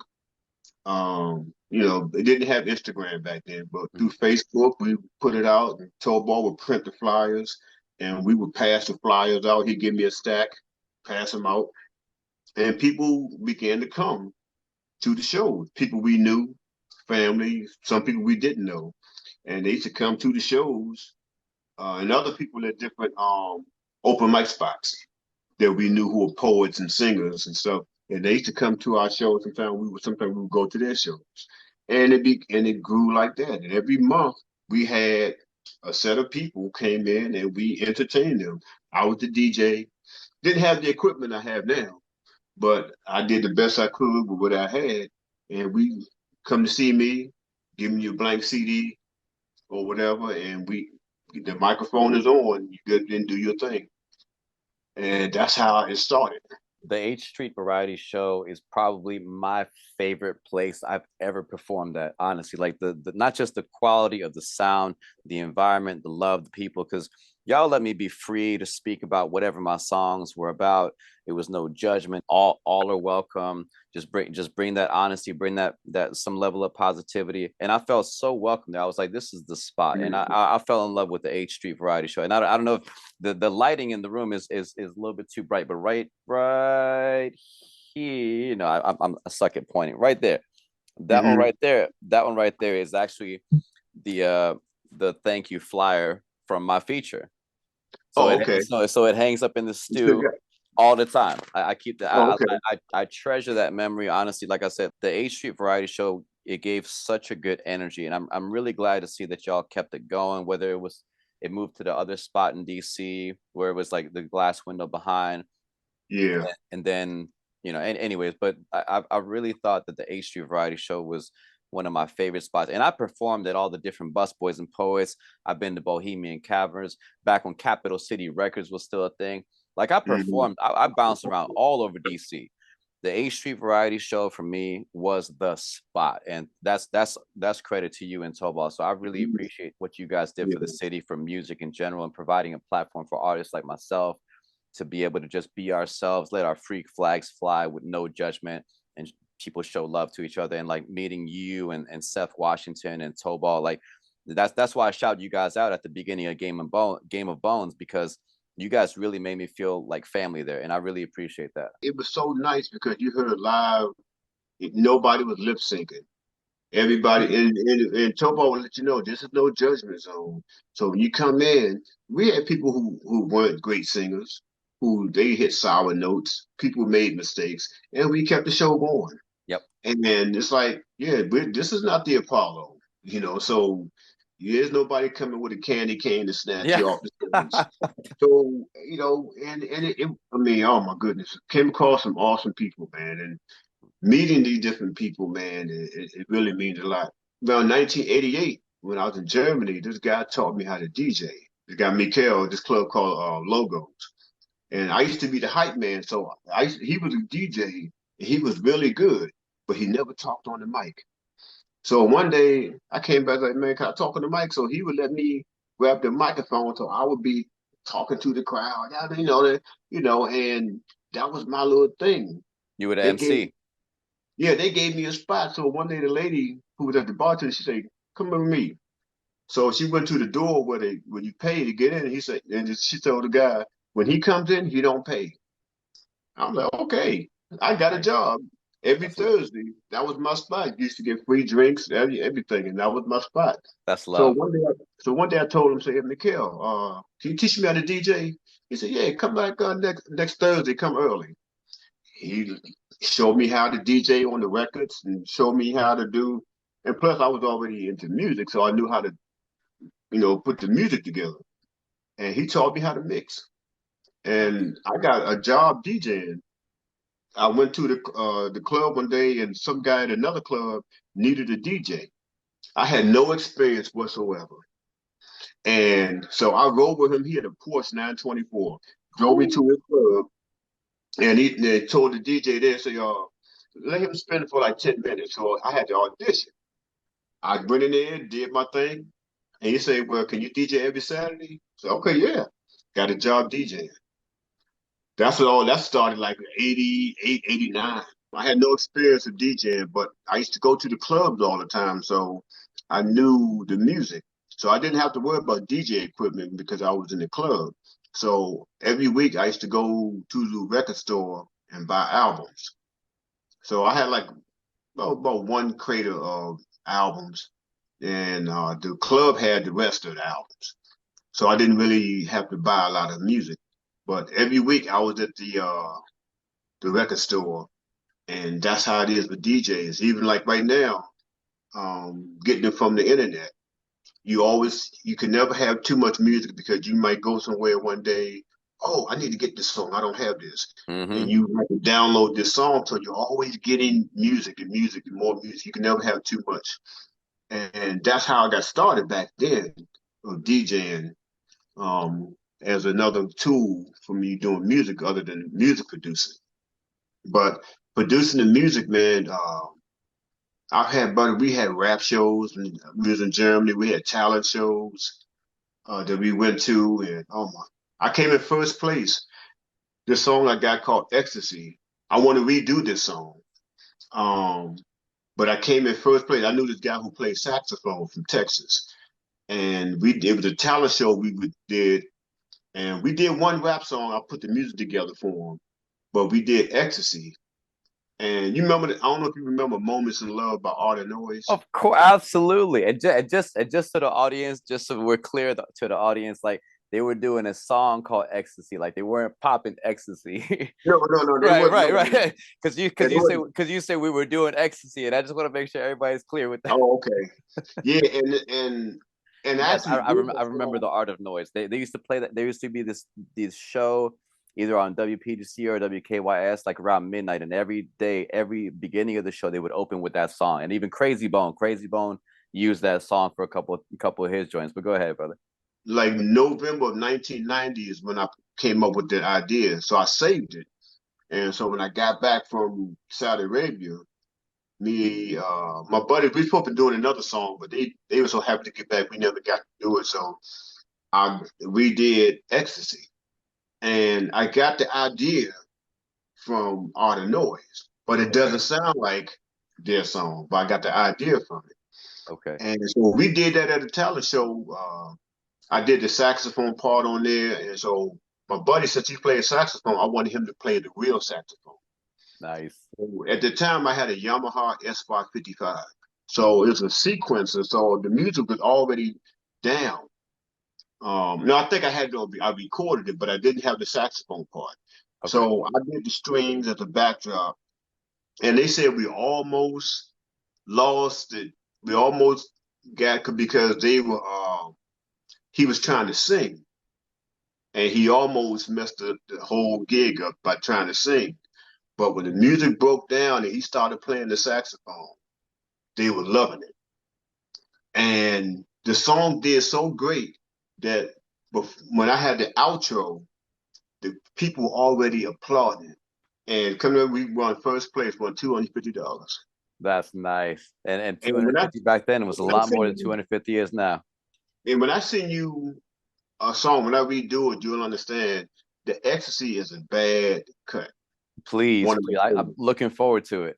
So with the Triton, they got some strings, some stereo strings on here that's awesome. Where it's like when you're on the high note, it's panned over to the right ear. And as you go down the note to the lower key, it pans to the left ear. That's So when you're beautiful. playing strings, it's giving you that stereo sound, it's going to be real awesome. When we, as artists, you want to give people something to remember you by. Yes. This is our monument. Matter of fact, my songs are my children. These are my children, these songs. So it's kind of when we talk about the record business and how they take your song and own the masters and like they didn't even create it. Hmm. That's slavery. This is what we go back with what Prince was talking about. And other artists was feeling the same way. It's like, how is it? This is my song that I created, and you're going to take this from me. Right. That's That's your energy into that. Just like when you create a baby, that is yours. That's your energy that you have cloned, and you want to mold and shape that. yeah, it's a part of you. Yeah, so when it comes to the music, it's the same thing. So, and I love, and you love doing so. I focus more on the DJing thing now because that's my little skill set. Hmm. But I still love doing the music. Yeah, but you're right. Like these songs and tracks that we produce, that's what we're leaving behind after we're gone. Like once we're gone, like there's no more questions to be asked. There's no more conversations to be had. And what we did in this life, like they say in Gladiator, what we did in this life will echo throughout eternity. So these songs that you produce, these songs that I'm leaving behind, that's all that's going to be left of me. You know what I mean? I mean, obviously, my son is 13 now, my daughter's 10, my wife, they're going to carry on my memory, but like as far as me, like the most personal feelings, the most personal stories, the most like my voice, my energy, that's what I'm leaving behind. And that's all that's going to be left for me for people to remember me by. They're going to go back. And you know what it is? Like everybody, sad, it's sad but true, but we appreciate people more after they're gone. And that's why I like talking to people in that, because like I want to give people their flowers while they're still here. It's really a shame when people have questions for people that they could have talked to in their lifetime and they didn't, and then they have these regrets. Like, so I like to, like on Drink Champs with Noriega, how they talk about giving people their flowers while they're still alive, rather than like, oh, rest in peace. I appreciated them, but like after the fact. Like, so these songs is absolutely like in so many ways it's like our babies. But I want to switch gears real quick and get to rap, because I want to know from you. I want to know who are some of your favorite rappers and MCs, like the go-go aside, the rock aside, the DJing aside, like with hip hop and music, like Oh, Rakim, yeah, we Rakim, man. Rakim. Oh, that's my man, I Rakim. mean, now granted, I grew up on Grandmaster Flash and the Furious Five. Right.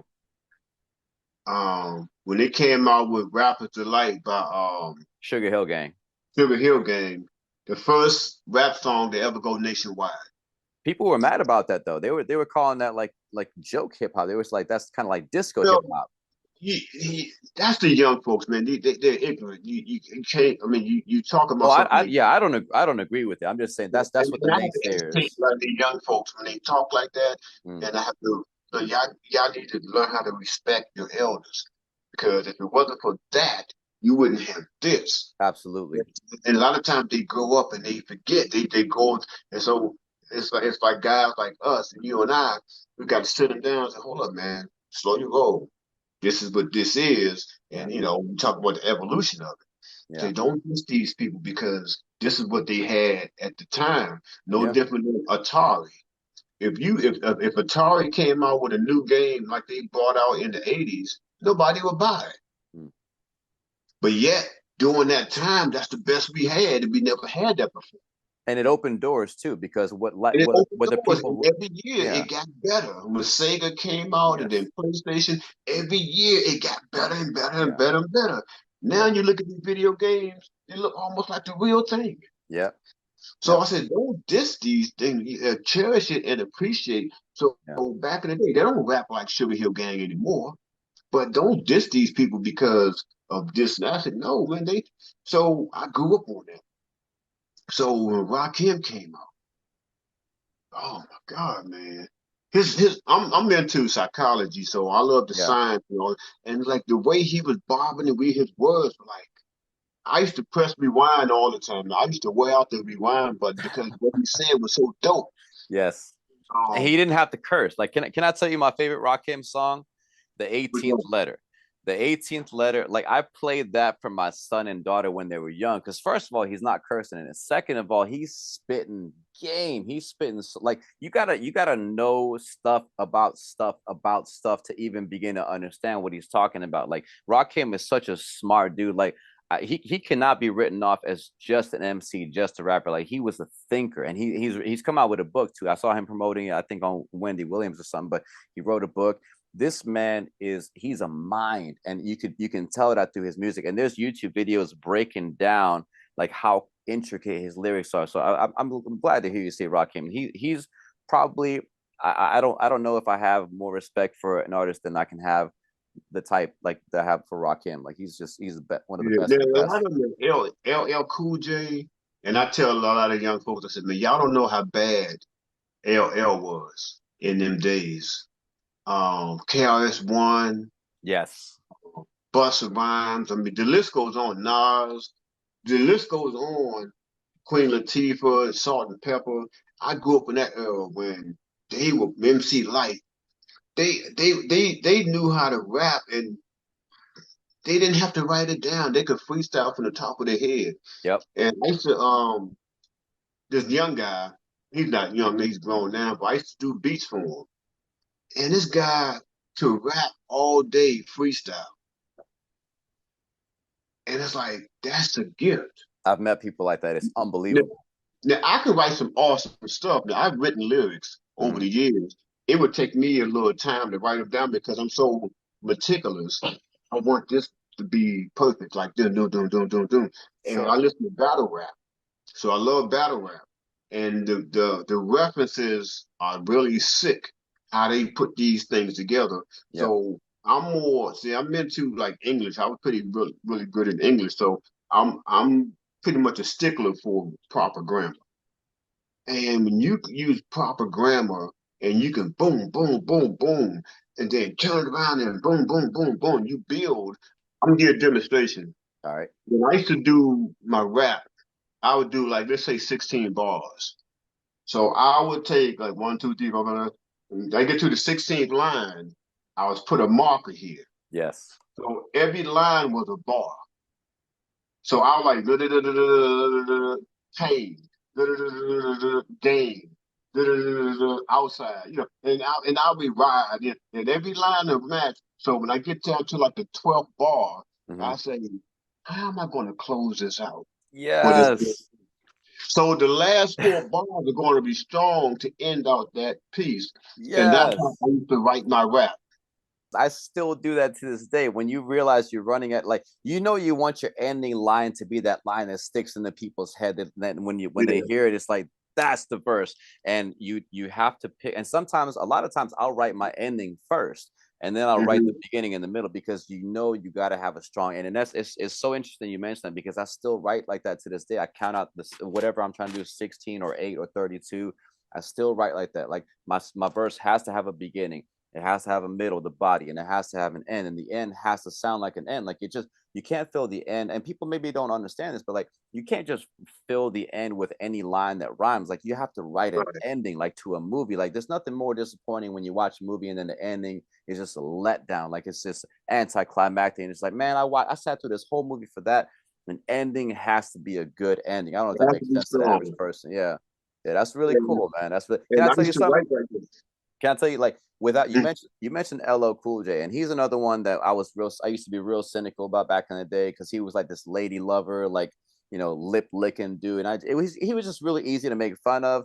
And I'll tell you, the Mr. Smith album, that was fire. I there was no deny, even when I was in my teenage years and I was cynical, that Mr. Smith album was fire. But with LL Cool J, I was listening to an interview by Crazy Bone, who Crazy Bone is like, beside next to Tupac and like Eminem and Nas and Immortal Technique, like Crazy Bone is my favorite rapper. Mm. He's more than a rapper. And I heard him saying, when somebody asked him like what actually was the final trick, like what actually made you decide to jump in and get your feet wet, he and Crazy Bone said LL Cool J. So had it Mm. not been for LL Cool J, there would be no Crazy Bone. Had it not been for LL Cool J, there would be no Bone Thugs and Harmony. You know what I mean? And if there was no Bone Okay. Thugs and Harmony, then all the stuff that evolved from them, like, so like it's all connected. And that's why I like to ask people about their favorite rappers and their roots, because like it really, we all evolve from each other. And like whether we like LL's music or don't like it, or like his personality or don't like it, and he's gone a little bit Hollywood, he's done TV shows and stuff, there's no denying his contribution to the game. Without LL, we wouldn't have Crazy Bone and so many other artists. So like I've learned in my older years to have a lot more respect for what people have done, whether I like their music or not. I'm gonna tell you something. Speaking of Rakim, I had a question that I would ask anybody because I'm pretty sure everybody gonna have a different answer. I was like, what is the greatest rap bar ever written? Now, for me, I'm into psychology, so I said Rakim, I know you got soul. To me, is the greatest rap bar ever written. When he says, I start to think, and then I sink into the paper like I was ink. When I'm writing, I'm trapped in between the lines. I escape. When I finish my rhymes, I got soul. And I'm gonna tell you why. Because if you ask somebody that and you ask them why, they should be able to have reason on why they like it. So Yes.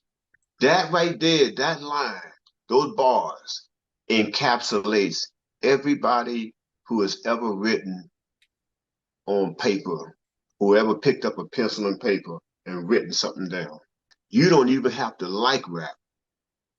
You could be a blogger, you could be a reporter, you could be a journalist, you could be an author. Mm. Even in school, when you had to write an essay or a report, that philosophy right there. Yeah. I start to think, and then I said, you're putting your thoughts on paper. And he's saying, I'm trapped in between the lines. I escape when I finish the rhyme. He's like, until he's finished writing, he's trapped in Yeah. between the lines. That right there is phenomenal. Oh yeah. So that encapsulates anybody who picks up a pen and paper Absolutely. and wrote something down.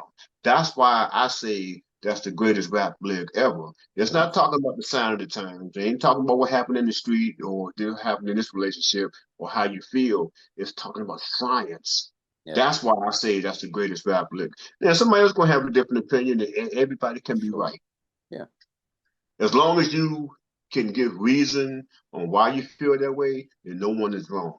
And that's fine. And really, like like rappers, I think we're writers before we're rappers, right? Because it's got and KRS once said something to the effect of, in this documentary called The Art of 16 Bars from a while back, he said that even writers receive, like, we write, and the lines we think of arrive to us in the form of a freestyle. So like we're taking these freestyle thoughts and writing them down before we say them out loud. So we're writers before we're rappers. And I think any writer, like you said, whether you're a J.K. Rowling's or you're writing fiction or you're a journalist and you write stories about people's lives, I think any writer can appreciate the kind of work that Rakim does, because you don't have to listen to the music. You could be looking at his lyrics on paper and still appreciate it. And a while back, my brother and I, we had this metric for how you measure a good rapper. We would say, take away the beat, take away the pretty sound, don't play the song, print their lyrics out on paper. And if you read the lyrics and it's still hot and it really resonates with you on paper with no music, no produced by DJ this or no produced by this hot producer, and it's still hot on paper, that's talent to the core. But if it takes the funky music, the sounds, the pretty, like the bells and whistles to make it enjoyable, then it's not a lot of substance behind it. And I still feel like that to this day. Well, I told Tobal this, and because we talk about writing our stories through music, and I said a lot of times for me, you will get more out of me doing a forum or like an interview like we're doing now, because if I'm putting music behind it and it has a soundtrack, then what I'm giving you is a package. But that may not be the real me. I might give you some of me if I'm writing down something I've been through, or if I'm just doing it just for the sheer talent. Yeah. I'm giving you a package. But if I'm talking to you like I'm talking to you, we don't have a soundtrack. You're getting the delivery man. You're not getting the package that I'm delivering. You're getting the delivery man. So I can go more into depth of talking about the science of what's up here. And we can be on another universe. Right. You know, we ain't just on planet Earth. We in another universe because the brain is your planet. That's your actual planet, your brain. That's your universe. That's where we exist. Yeah. That's where you exist. First On my foremost. Facebook page, if you look on my Facebook page, I got a picture of a brain. It says you are here. So that makes up what I'm into, psychology, the thinking. Along with, I got my keyboard, my hand on my keyboard, so you know I'm a musician. So those two things make up me. So when we talk about the music, like you said, it's up here. The lyrics, they all up here. We just need an outlet. Yes. So thank God we have an outlet, just like a comedian. Some people are naturally funny. So when they doing like when that Will Smith slap, when he slapped Chris Rock, that was marginalizing humor. That's marginalizing art because you can't control your emotions. You had to assault someone. So to put fear in someone else, like, oh, I better not say this. But stand-up comedian is a form of art. Yes. So when people talk about was Will Smith wrong with it, yes, he was wrong because you at a show and this man could not be himself. Then you're taking away the freedom of expression. Now, if you out there saying some stuff where you really trying to hurt somebody, I mean, then you can figure that on your own. But if I'm doing something and I'm expressing how I feel, or if I'm expressing I'm holding myself accountable, okay, now I need to be heard.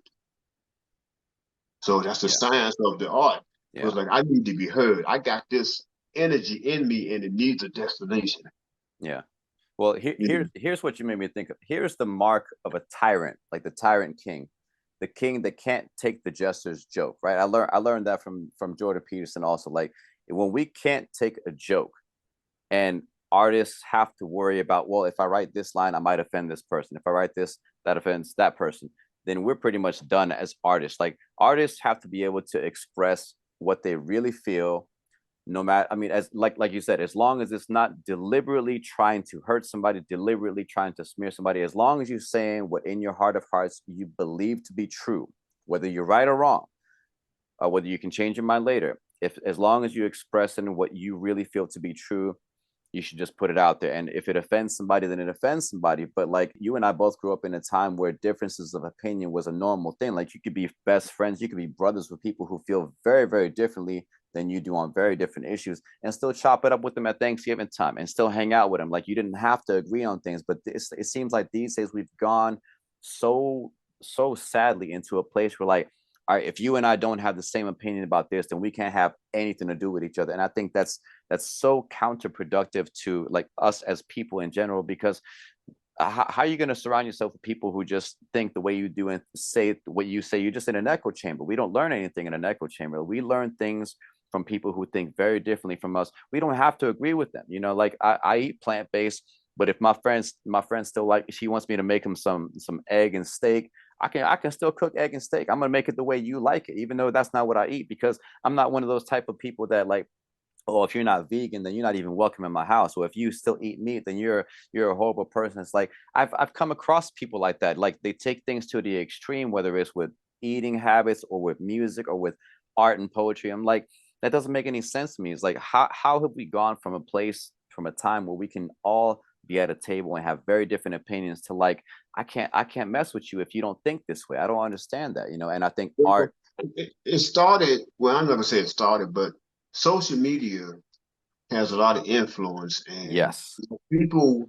I was telling Tobal today. I said that we worship certain people that and I forgot how I said it to him, but it it it affects the way people think. So you got so and so celebrity, they got a certain success, and they might use their emotional pain to express themselves, and it permeates into other people who may feel that way, but it makes them selfish. that sounds like So the end of Hit 'Em Up, where Tupac did the end of Hit 'Em Up. I thought he went too far with that. You know what I yeah, mean? so it makes a person selfish, but then it's like when you take accountability, that's why I love Man in the Mirror so much. Where it's like, because I went through a situation being a simp. I've been simping my whole life, man. I've been that nice guy. And Kevin Samuels helped me. I love But Kevin Samuels. it wasn't until he died, until he got the recognition. When he was living, he got some people who liked him, but they was hating him. It wasn't until he died when people woke up and said, "Oh, this man was right." And they still play a lot of his clips. Now, you can agree or disagree with his method, but he helped me. Mm, Listen to his stuff, helped me take accountability. that's beautiful. And that's the one thing that people are not looking at. No, you have to hold yourself accountable. We ain't First, talking about dissing women and all women is and all men that. No, you have to take accountability. yeah, And he even said himself, he was the simp. yep. He was the nice guy. Well, And he woke up. no one knows better than someone who lived that. You know? Yeah, so I feel the same way. I said, yeah, man, yeah, I was that nice guy. If a Mm, woman asks me to do something for her, and I'm like, I feel like I gotta do it. If yep. I don't do it, she might not like me. So and all this kind of, and then not even dating her. It ain't like we are seeing each other. It's just I'm that nice guy. So the women, they eat that up. No Oh, reciprocation.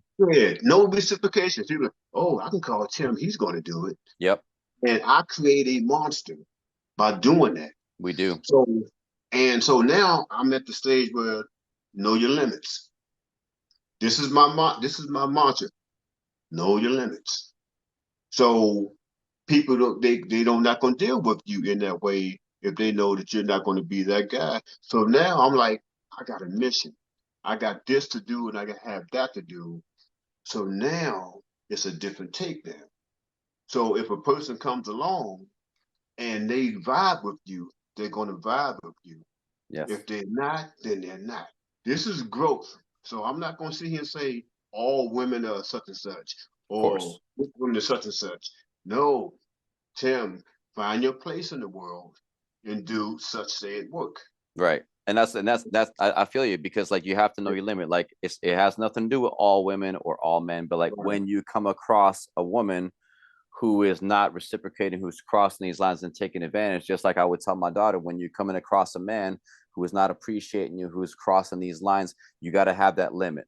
It's like, look, it was nice knowing you, but like these are my boundaries, and like I will not be treated like this. You can't talk to me like that. Or like if I tell my son all the time, like if you're gonna be friends with somebody and they start crossing lines and you don't know your limits, you don't have the ability to say, look, we're friends, but like when you talk to me that way, it's very difficult to stay friends with you. And like that's where I draw the line. Like we can be friends, we can chop it up, we can talk shit, but like you can't cross this line. And that's, you're absolutely right. People got to know their limits. Absolutely. Every song has a limit. You don't want to make a song that goes on forever. So you like I used to tell Tobal that when he's writing lyrics, I said, man, you're writing too much in one song. And I remember a guy told me that back in the day. I had a cassette tape. I'm gonna tell you a story about that. I had 9 songs on it. It was a 90-minute tape. All of my songs were 9, 10 minutes long. Ooh, That's how, cause I don't know if we have much time, but I used to create music too at a music center, and I wasn't making no 3, 4 minute songs. All of my songs were 9, 10 minutes long. And a buddy of mine told me, and this was like 88. He said, Tim, like I said, your music is good, but it's just too long. So I had to learn how to shorten my music up. Yeah. So I told Tobo the same thing. I said, Tobo, you write your lyrics, you write too much. You have to shorten off the verses because people, you can have a song and people be into it, but Yeah. once that song get past 4 or 5 minutes, they go like, oh, okay, I'm ready to hear Yeah. something else. I got told the So, same thing. I performed at this place called TT Reynolds in Fairfax, and the guy mhm, told me the same thing when we featured there. He was like, "Man, y'all are good, but like you gotta think about making your songs less than 5.5 minutes and keep the flow going." And I didn't and I appreciated that. Like I didn't get butt hurt. I was like, mhm. this guy knows his stuff, and my brother used to do that too. He would just write these long, unconstructed verses. I'm like, we got to break it down into 8s and 16s and keep it going, man. That's really And cool. something, and it piggybacks off of something that Rakim said one of his raps. He said, "I prove record don't have to be long if it's understood and the story is strong." For the listeners, that's the name of the song called "For the Listeners." Mm, So that got me to like, yeah, you don't have to write a lot, to make a point. So you could do maybe one. I've had songs where I did maybe an 8 bar verse, and that was all that I wrote. Then I might have wrote 2 verses, mm, and then that was it. So the creativity can go wherever you want to take it to go, but you don't have to write a lot because no, what you're doing, you're killing. Unless you're doing a story, unless you're telling a story, and it has this, you're going from A to B to C to D to E, and you're taking steps and you're walking with the song. But if you're just writing, just be writing, and you're going to kill the whole process. yeah. So Quality over quantity. in the Quality over children's story, quantity. a children's story about Slick Rick, he's told a story. He had the same beat that was repetitive, but he was telling a story as he went along. So the story never got stale. So, but if you're just writing a rap and you just writing, so you're gonna kill it. So when Mm, you shorten it up, so that's what I did. So when the guy told me that, I started shortening my songs. mm, Then I can get more songs because the creativity is going to be there. So let me save this for the next song. yeah, So yeah, the creativity, man, is always there. It's always ever flowing. The energy never dies. It's just transferable. So that's beautiful, man. So when we talk about these things, everything is energy. This whole planet, the walls, everything we see, the keyboard, it took energy to put in that. Even the shoes, someone took some energy from thought. Like I need to put something on my feet. So everything is energy. So that's one thing. Emotions translated into deeds. Yeah. So this is the thing you can't dismiss. And so when we out here in the streets, I hear different sounds. Mm, I created a song. I have a song called Prosperity. Some years ago in the 90s, I woke up in the middle of the night and it was a martial art movie on. And you know how they used to do the fight scene? And like they the had the bad group of sound guys coming this effects. way and the camera pan over here and another group walking this way. But only thing you heard was That build up. Yeah. that's all it did was in the Chinese movies, they would use these different, and and I'm sitting there looking at it, I'm saying, so I got an idea. I went on my keyboard and I made that sound. I found that sounded like a rim shot. And then I built music around it. I gotta find that it's on tape on one of my CDs, All but I right. made music around that one sound because it gave me inspiration. I said, oh, I'm gonna use that. And that's And how I it want you to happens hear what it is. sometimes, man. That's an organic manifestation of an idea translated into something that otherwise wouldn't exist. And that's what we do as artists, man. That's beautiful. When you can hear a certain rhythm, I'm like, oh, I like that sound. And Hmm. you don't have to steal that actual thing, but it can translate. So let me make this into and and you do it like normally I do original music, but I think of all the music, I think I've copied 7 songs. There's nothing wrong with that. Like even the song that I just put out called Without You, like There's this art, I don't know if you're familiar with this bachata artist from the Dominican Republic. His name is Juan Luis Guerra. Right? He doesn't have many songs in English, but he did a song in English called "Medicine for My Soul." And Zoe Saldana, the actress who played Gamora, she's actually featured in the video. It's a really hot song. It's people should check it out. Juan Luis Guerra did a song called "Señales de Humo," which translates to "smoke signals," where he's talking about he's talking about sending the love of his life messages from far away via smoke signals. Like every time he's like, every time you see these signals in the air, that's me reaching out to you. And if you listen to that song "Señales de Humo," there's a very mellow guitar. I think it's a guitar track that plays. And when I first heard that, I was like, that is a real deep rhythm right there. And if I can connect with that somehow, I feel like something good will come out of me. And I had my old Yamaha keyboard, and I don't play piano, I don't play drums, but I play well enough to get a beat going and then synthesize it. And after I heard that song by Juan Luis Guerra, I was like, I did my take on that Señales de Humo rhythm, and that became the track that is now Without You. And like it, so and I don't feel like I ripped it off. I feel like it was an inspiration. Anyways, but inspiration. Yeah, but I want to take one last break, and I want to play one more of your songs for the audience. And again, brother, like I really appreciate over the years, not just the platform that you guys have provided at the H Street Variety Show and all the other places the variety show have taken place, but like the fact that you've provided music for me to be able to express myself. Like when I get a track from anybody, from you or from my buddy Josh or from anybody, I really feel this responsibility to do my best on it. Like I don't want to just fill up the space with 16 bars and 32 bars and just like, all right, I wrote something to it. It's like, no, this person gave me a piece of their soul. I gotta give my 110% to it. And when you gave me this track, I was like, this track is powerful, it's emotional, it's deep. I think the world could connect with this. And I was volunteering for the Venus Project for Jacques Fresco and Roxanne at the time. And I took their documentary movie called The Choice Is Ours, and I turned the documentary into a 3-verse rap song over your beat, brother. And I did a video, and the song was very well received. It's still doing pretty well, and I want to play that for the audience real quick just to get an idea of how good a job you've done with this music over the years. So anyways, we're gonna take one last break and be back with the G.G.T. This is The Choice Is Ours by Bonez, by Evadense, the artist formerly known as Bonez. Stay tuned. 1, 2, 1, 2, 3, 4. The delusion that we have some privileged position in the universe are challenged by this point of pale light. Our planet is a lonely speck in the great enveloping cosmic dark.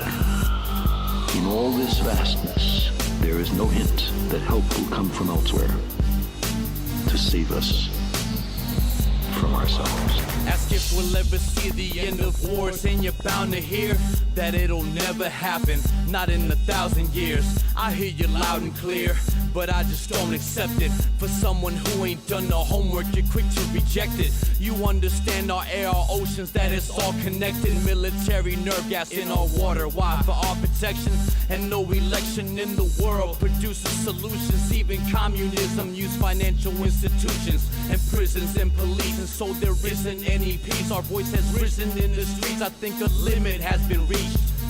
Cause if we do nothing, nothing change guaranteed. What good your money and your weapons with no air to breathe? And while the world's about to face massive unemployment, people watching men enticed play with balls for enjoyment. Kids of the future would look at us in disgust and wondering, didn't you see it coming? How could you just say nothing? Make America great again, when was it ever great? We need to get up off the couch and make a better place. The choice is ours, the time is now, and still we hesitate. Another world is possible now, we gotta demonstrate. Beyond war, beyond politics and poverty. We don't need presidents and leaders to be following. It's time to do away with flags and borders for good. We got the voice and power, and now the choice is ours. The way we're living now was great 100 years ago, but it's frustrating what's taking updating so long. We got the best equipped Universities and history, but most of us lack the technological proficiency. Your car's breaking down cause it's designed inefficiently. Why not produce abundance and get these things for free? Cause you don't really want a job, you wanna get to work and do something for your fellow man and this precious earth. But it'll never work, right? That's what you keep saying.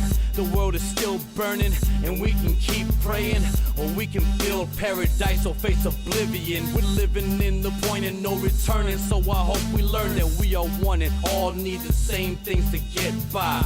The choices are, the time is now, won't be a next time. You are my brothers, no matter how much is in your wallet.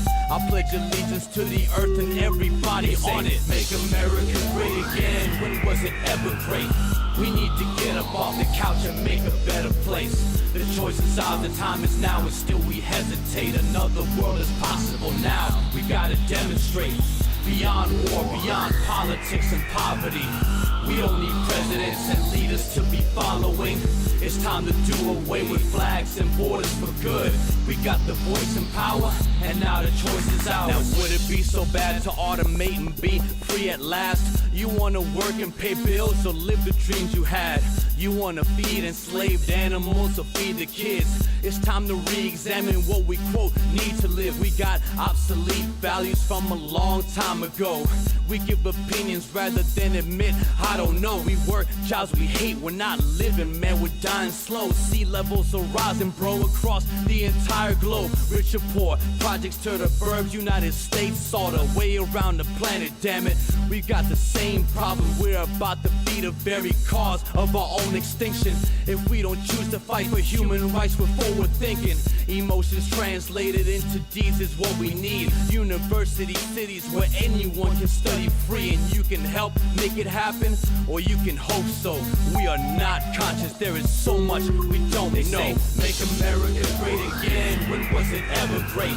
We need to get up off the couch and make a better place. The choices are, the time is now, and still we hesitate. Another world is possible now, we gotta demonstrate. Beyond war, beyond politics and poverty, we don't need presidents and leaders to be following. It's time to do away with flags and borders for good.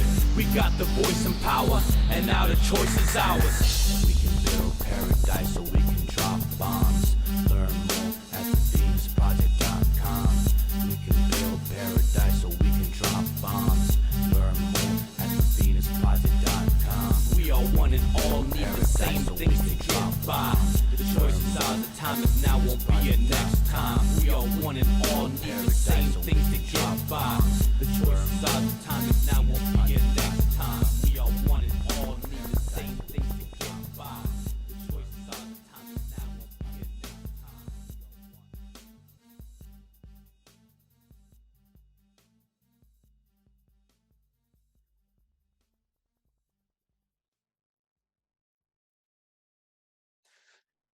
So that was The Choice Is Ours, a song for the Venus Project written by Evadense, the artist formerly known as Bonez, produced by the one and only G.G.T. Brother, I really appreciate all the love you've shown over the years, the music you provided, the platform, the space you provided, not just for myself, but for other artists in the DMV. Like, I think, honestly, like, artists without a platform go nowhere. Platforms without artists have nothing to showcase. So I think like all of this really goes in hand, and I really do appreciate the love you guys have shown. Like, I know my stuff is off the wall sometimes, but like I really try to bring like my truth, my experiences to the best of my ability to the showcase. And like you guys have been, like I said, my favorite spot out of all the places in DC, the Bohemian Caverns, the Capital City Records. I performed in Jam and Java in Virginia. I even performed in Florida for Jacques' 100th birthday, but nothing has been more enjoyable and more memorable to me than the H Street Variety Show. And you and Tobalt made that happen, so I really appreciate that, brother. Oh, okay. But I want that. Go ahead. I gotta change your name on my phone because I have Bonez on it, so I'm just changing the Evidence. Evidence, that's right. And I kind of was doing the Prince thing because like everybody, like there's so many Bones out there, whether they're rappers and stuff like that. There's pirates named Bones, there's all kinds of like, and my music was getting mixed up with all of them. You'd be like, there's this YouTube channel like There's another rapper named Bonez. It's just like I'm getting lost in the weeds with this generic name that came from a really good friend of mine who kind of like I back in when I first started writing, I started writing as Nocturnal because I would be staying up late writing rhymes, you know, and then it changed to devious. It like my fortune cookie gave me the word definition, and I was just like, that sounds like a cool name, and I just changed the DVS. And then I dropped that after my best friend Randolph died. He would go by Cognac, and we were like a duo. And when he died, it was like the group died with him, and I was like, I can't be DVS no more because that was my thing with him. So I changed it to Bones because he would call me Bone Apocalypse on account of like two of my favorite rap artists being Bone Thugs and Tupac. And then from then I just got sick and tired of getting lost in the weeds with this name. And I was like, I need to come up with something that's my own, that nobody else has, that says something that's real true to me. So I came up with Evadense. The logo is the name is the logo. It's kind of like the whole Prince thing. It has the letters VA in it for Virginia. It starts with the letter E, which is my wife's last name, starts with the letter E. It's the fifth letter of the alphabet. It's 5 letters in my first name, 5 letters in my last name, 5 members in my family, 5 members in my wife's family. You know, my wife's first name starts with the letter V, and Roman numeral V is number 5. So there's all kinds of meanings behind the name Evadense, and that's the one I'm sticking with. It's the last artist name I'm ever going to use. But I'm not one of those people who like, yo, you can't dead name me, you can't call me Bones, I don't go by that no more, you're canceled, Tim. Like, nah, like people are gonna call me Bones, people are gonna call me by my government name. It's all the same to me. It's all love. So yeah, I go by Evadense from here henceforth. Well, I got the name G.G.T. When I was in Germany, they knew I was from DC. And the cool thing about that was I went to a place where I didn't know anybody. And people were from Mississippi and Florida and New York and Wyoming and California and Texas. It was like a reality show. Everybody's in one place. And we got to know each other. So they knew I was into music. They knew I was from DC. So they used to call me Go-Go Tim. Because, you know, just like you in DC, Go-Go Mike or Go-Go so-and-so, Go-Go Sam. So they used to call me Go-Go Tim. So one day I'm in my room, I'm on my keyboard, messing around, and one of my buddies, he rapped from Georgia. And he had the microphone, he was just messing around, just talking stuff. So one day he said, yo, G.G.T, hook him up a beat. And no one ever called me that. But that's what he said. So that went viral. So I clamped onto that name. So eventually, G.G.T was Go-Go Tim. I like it. And so when the 90s came, when I started getting into psychology, I dropped Go-Go Tim and I said, God's greatest triumph. Nice. And I have a CD. I got a CD somewhere around here, but with this drum machine I used to have, I did a summation of G.G.T. where I say God's greatest triumph, because I believe God's greatest triumph is the mind of man, and I'm a manifestation of that mind. And that's my summation of what the G.G.T. is, because when I say we're here, so the mindset of like, okay, when you hear me do something, that's G.G.T. So we're all G.G.T. in a sense, but for me, in that realm, people know me, my family. Not everybody know my show name, but people who do know me, they know me, G.G.T. If you hear anybody else talking about G.G.T, I'm like, look, no, that's Tim. I've been called that since the 80s, so I've had that name. The original. That's original. So that's how I got the name G.G.T. That's beautiful. I was going to ask you about that. I'm glad you brought that back up. So last few questions I want to ask you. Last question I want to ask you is kind of off the wall. I like to ask people if they could have just one superpower, what would it be? But before that, I want to just to let the audience know, because I like to know what gets in people's heads to inspire them. Like, what are some movies or books or authors that you would really recommend to people? Well, if you're talking about superpower, that would be like wisdom. But I don't know how to equate that, because the human race, we're so complex. So you can have one thing and not have the other thing. And it's like, I wish I had this. And as me in the real time, wisdom is the superpower. Because me being an elder statesman, I can talk to the younger generation and tell them such and such and such and know what I'm talking about because if I'm sharing my experience, hopefully it can help them. So wisdom is a superpower in a sense. You're not going to stop trains, you're not going to stop bullets, you're not going to leap over buildings. But if you can affect the mindset and keep a person on the straight and narrow by sharing your wisdom, that's a superpower. Absolutely. So, That is very attainable too. That's something that people can actually do. And you get that through time. Yeah. I think you were talking about movies. Yeah. Can I tell you my superpower? Mine's kind of your answer is way better than mine and more practical. Mine's kind of stupid. If I could pick one superpower to have, it would be the ability to make dog shit come up off the ground and fly right into the face of the owner who didn't pick it up. Because that bothers me so much on such a petty level. But like when like it's so simple. Like why even have a dog if you're not gonna pick up after him? And like it makes walking through the grass and going through places with your family, like it's just like why do I want to like be looking out for dog shit? So that's my stupid ass superpower. Which if I have one superpower, I'd be able to make dog shit lift up off the ground and fly straight into the face of the owner who didn't pick it up.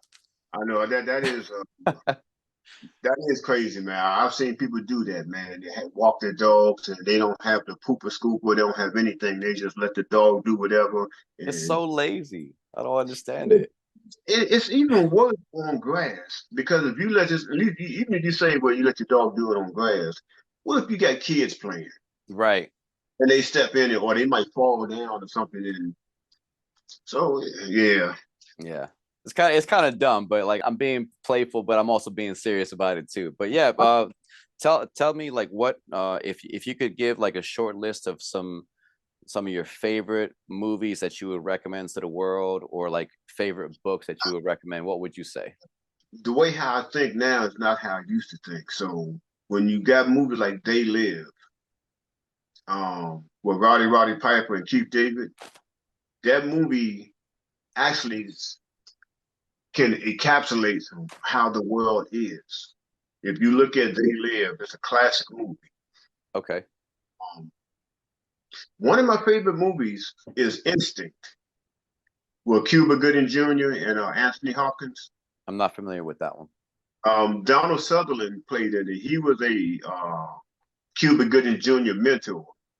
So Cuba Gooding Jr. was a budding psychiatrist, and they had to he had to evaluate Anthony Hopkins, who was a doctor. He was out in the woods, and he lived among the gorillas. Where Anthony Hopkins killed a couple of poachers, and so when they locked him up, they wanted to find out why he did what he did. But you gotta watch the movie because it was brilliant. I will. That sounds like something from the 90s, right? Yeah. Movies like that, The Matrix, movies in that tells the bigger story. Like I said, my mindset is a little different now. I love comedy. I love all types of movies and TV shows, but those movies stand out. The Adjustment Bureau with Matt Damon. Certain movies, I think they tell the real story of who we are, but they put it in an entertainment type of setting. Absolutely. When it comes to life, you have to figure things out on your own. Like the books I bought. Can I show the book? Absolutely. This book called The Grand Chessboard by Zbigniew Brzezinski. He used to be the foreign policy advisor to President Jimmy Carter back in the day, but he died a few years ago, and he was still much involved in geopolitics. And this book is deep. I have books all over the place, so. You sound like the type of person who has books all over the place, man. Like the way your mind works was real interesting to me because like you're not just a musician, you're not just a performer, you're not just a thinker. Like you're an amalgam of so many different types of elements from so many different types of cultures, all wrapped into one. And that's what makes you real unique. And I think that's what makes artists unique, is all the ingredients that make us up, our life experiences. And that's why I like to know what's people's, favorite movies and books, because on a very basic level, I think that's it's the most enjoyable way of taking in something that's potentially really deep that you can learn from. Like The Matrix. I mean, like we could do an entire podcast about all the reasons why The Matrix is dope, but I take my cues from people like Jane Goodall, from people like Fred Rogers, who was, people know him as Mr. Rogers, obviously Jacques Fresco of the Venus Project, Roxanne Meadows. I'm into, Jordan Peterson. He's a very like deep thinker.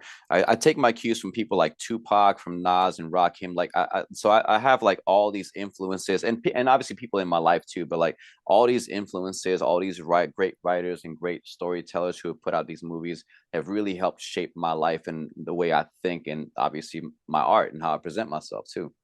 The Black Wall Street. I have the ISIS Papers by Dr. Francis Cress Wilson. The Road Less Traveled. Eco Science talks about resources and the environment. Back some years ago, that book was $700. I paid $100 for it. I thought maybe a little less than that, but that's how expensive. To kind of go on the sidetrack, a lot of books that are written, that had a lot of truth in it. These books used to be so expensive, the average person would not buy it. So they make these books really, very expensive. So that's how they used to keep the truth from you. The Miseducation of the Negro by Carter G. Woodson. What else I got? The Committee of 300, one of my favorite books. My ex-coworker gave me that book. I don't know if you heard of Neely Fuller, the United Independent Compensatory Code for White Supremacy. He's a local guy too, Neely Fuller. Okay. I got some signs talking about astrology, all the signs. I've read a book like that. Dark psychology, stuff like that. Battle for the Mind, the physiology of conversion and brainwashing. So that's the kind of books that I have, and I got a lot more. I got the New World Order. I got the Population Bomb. So I got some other books. I got a friend of mine named Jose Villegas. My brother, a brother I knew back in the day. He has a book called Emotional Prisoner, Trapped Behind the Bars of My Thoughts. Wow, that's a deep title. Awesome book. So so I got books, man, different places. I got some in here in my room, and I got some out here. So these are just a few of the books. And the thing I'm gonna sum up to this, like when you read information like this, you're going down a rabbit hole. Because they're not only putting it in books, they put it in TV shows, but you got to know what to look for. And I tell people, when you get in that rabbit hole, you have to find an outlet. Because these books will make you go crazy. These are not fictional books. These are not science fiction. These are actual stuff that's going on. Right. But you have to find a balance. Whether you have a family or whether you go to the movies, go to a concert, laugh and joke or whatever, to ease off you gotta taper yourself off, because if you spend so much time into these books, it'll be hard to congregate with other people, because everybody's not on that timeline. They don't want to hear it, because if they out in the public and they want to have a good time, they don't want to hear about conspiracies. No, I've been there. They want to hear about life. I'm living, I'm having fun, and that's why we out. So it's like when you get older, you learn this. When you in your own time, yes, read, do what you do. But when you go out in public, try to find that balance where you can make yourself enjoyable and you can have a good time. That's why people are unwinding. Mm-hmm. So it's like, that's why you are there. Don't go to a place where you have to unwind and bring them to something that, you know what I mean? Yeah. You're gonna blow their high. So they might have their job that might be stressful. They might have a family, kids that might be stressful. I'm going out here to enjoy myself. Yeah. You see what I'm saying? So don't bring um your conspiracies and your mindset to their place of solace. Mhm. Because what you're doing, you're mixing. Yeah. Because your worlds are going to collide. Yeah. Or be very, very careful with it and try to do it in a way that's somewhat enjoyable and not too overwhelming for people, you know, because you can people can bring things up without getting too deep into it. People can talk about like the depth of psychology and mind manipulation through talking about things like the Matrix and the enjoyable stories. So like, yeah, you're absolutely right. You can't just be too on the nose and too blunt and just get your message across, because you do have to consider other people's feelings. And I've been that person too. I've been that person that'll bring a serious conversation to a place where it doesn't really have no business being. And you know, it just becomes less enjoyable of an experience where like I'm like, all right, maybe there was a better way to handle that. There's another way I can talk about that, or just like pop it in real quick and then just leave it alone and see if anybody, you know. Yeah, let's get into it as well. Then you can kind of bounce ideas off each other. Yeah, But if they get to a place where they're drinking and they're trying to be sociable, not the no, place. you can't bring the conspiracy hierarchy or No. the the Black Wall Street and Like, can I talk to you about the Venus Project? It's like, nah, no, it's not the place for that. yeah. So it's like time and place for everything. And I had to tell Absolutely. man, I said, man, y'all don't have to agree with anything I said. When I talked about the New World Order, people used to scoff at it. Now I said we're living in the New World Order now. Look at the chip and the automation.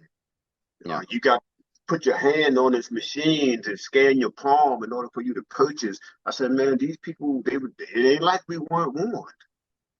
They Yeah. told us, like we looked past it like it was nothing. We George think Orwell, 1984.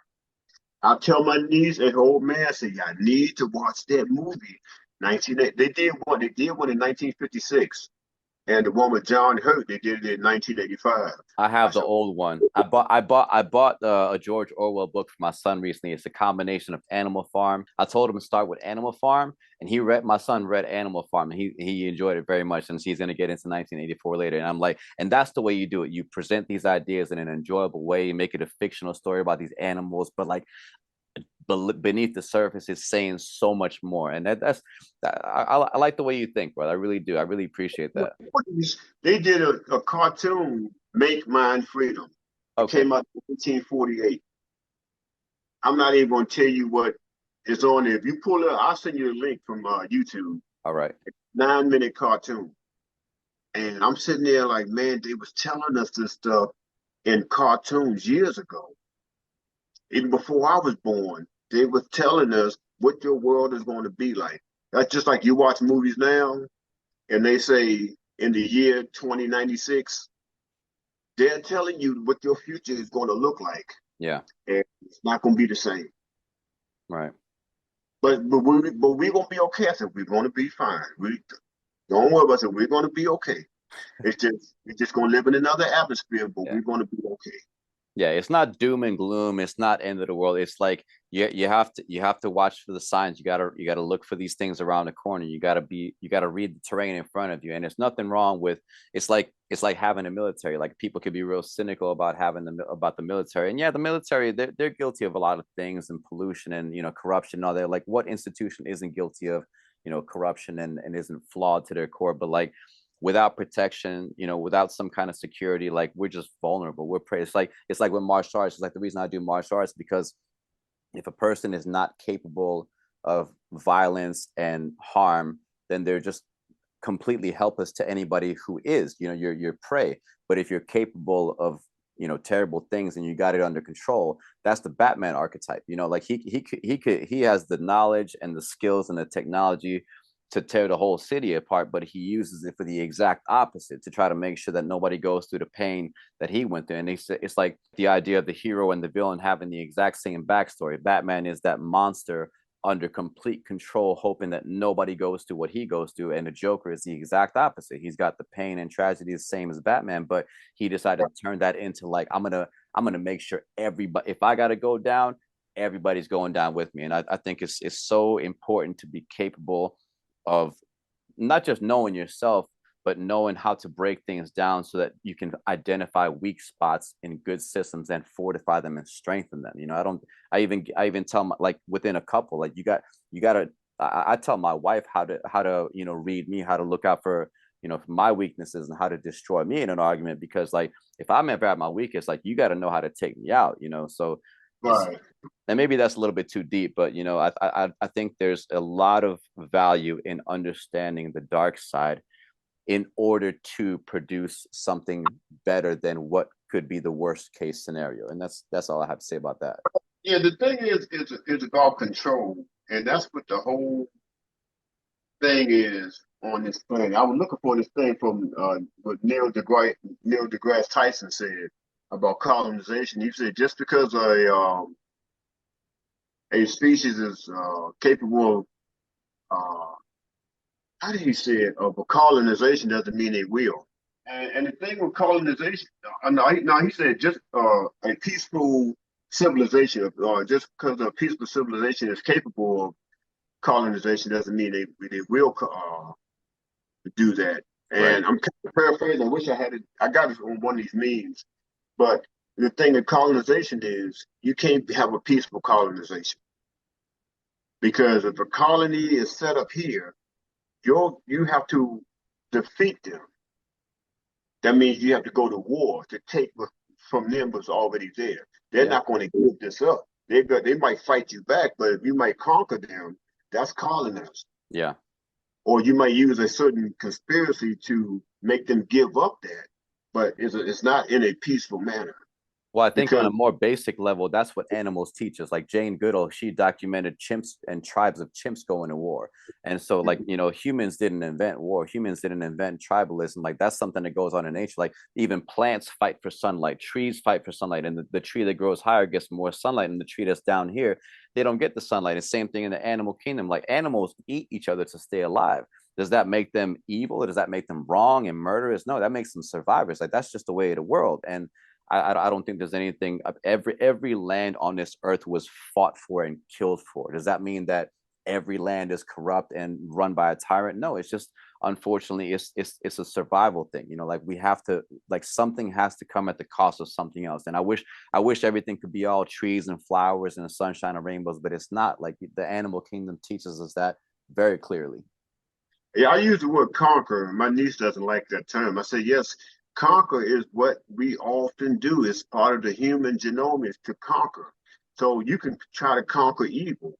And it's like, yes, you do certain things to dismantle evil because you feel victorious. And I think I gave her a scenario. I said, just like you raised my nephew, my niece, I said, your son is in college now. You conquered that thing of raising him to a grown man. So he's virtually almost on his own until he gets his own place, but he's in college. You conquered. Then you have another nephew who's just reaching that teenage years, and he has to go through that adolescence. So what y'all doing, y'all conquering. Right. You in battle. You haven't conquered it yet.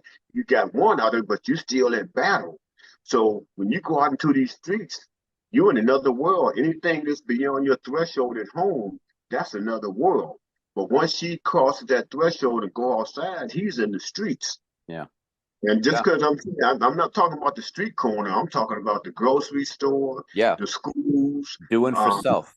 wherever you travel outside their doors, you never know what your son or daughter is getting into at their young age. You just hope for the best. You know what I mean?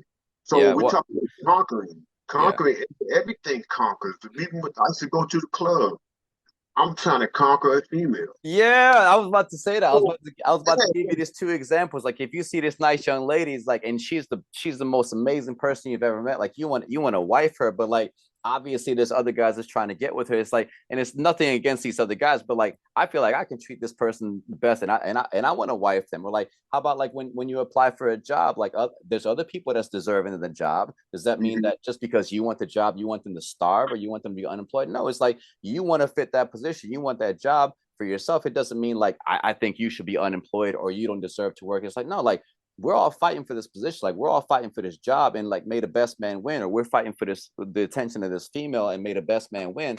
that's like the word conquering, I think, gets a bad rap, just like discrimination. Like we discriminate when we decide what to eat, what not to eat. We discriminate when we decide what to wear, what not to wear. We discriminate when we decide to buy this car, not that. Like the word discrimination and conquering gets a bad rap. I think people just like to go to the darkest and most extremes, and I don't like that. I like the way you put it.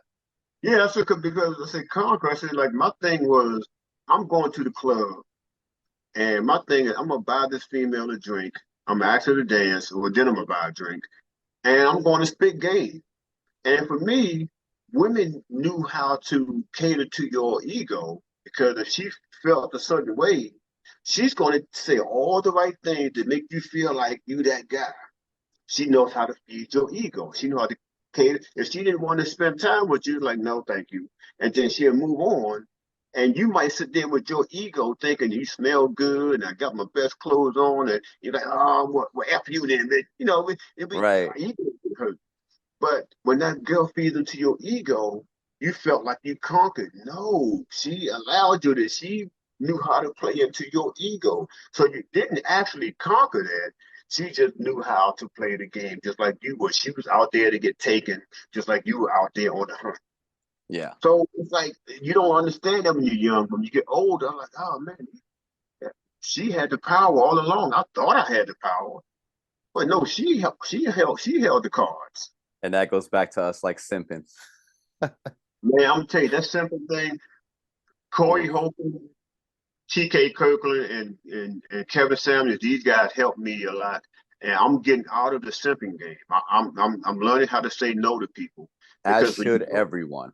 As yeah should when you everyone. go feel, and I had to tell a couple of girls at work about that. So I said yes, when you don't get the reciprocation, it ain't about you the man you're supposed to do. No, it doesn't work like that.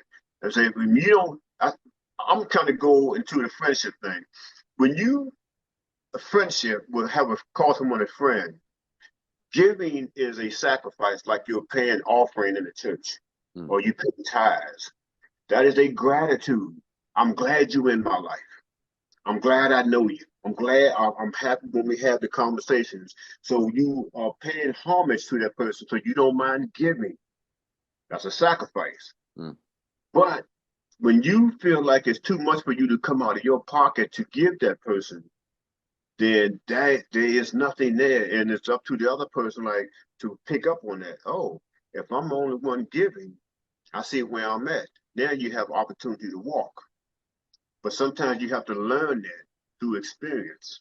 Absolutely. Someone can tell you that. And then a lot of times everybody doesn't get told that. So when it's one-sided and I'm the only one giving, then you have to read it. That's why the thing of self-esteem come in. Hold up. I'm not going to put myself in this situation. Then you can walk because this person means you no good if they can't give Right. like the way you give. Yeah. Sometimes, and you have to learn the hard way. Yes. Yes. That's right. Sometimes, you pick up on it. If you're taught that at a young age, then you're good.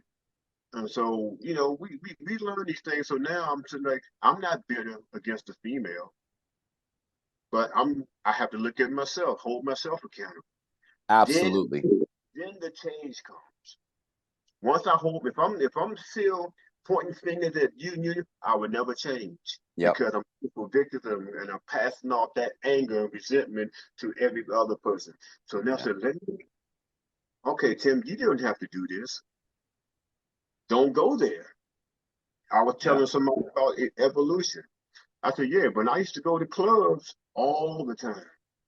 I don't go to clubs anymore. So when you talk about changing, you don't go around the same type of people. You go around people who's going to inspire you to bring out the happiness in you. Do you feel like the best way to change the world is to change yourself from within? Michael Jackson said it best, man in the mirror. That's the anthem right there. That's the anthem. The world is going to be what it is. I told my folks I was born in 1965. Everything was already set up. So I'm coming into my own, but like, okay, yeah, I see where my place is. Some people are meant to be for you. Some people are not. Some things are just lessons. Yeah. So when I told my niece and her old man, I said, life is a school. And we're learning every day. Sometimes things are not going to go your way. That's how prayer works. People pray it differently. I was taught how to pray a little different. I don't pray for things.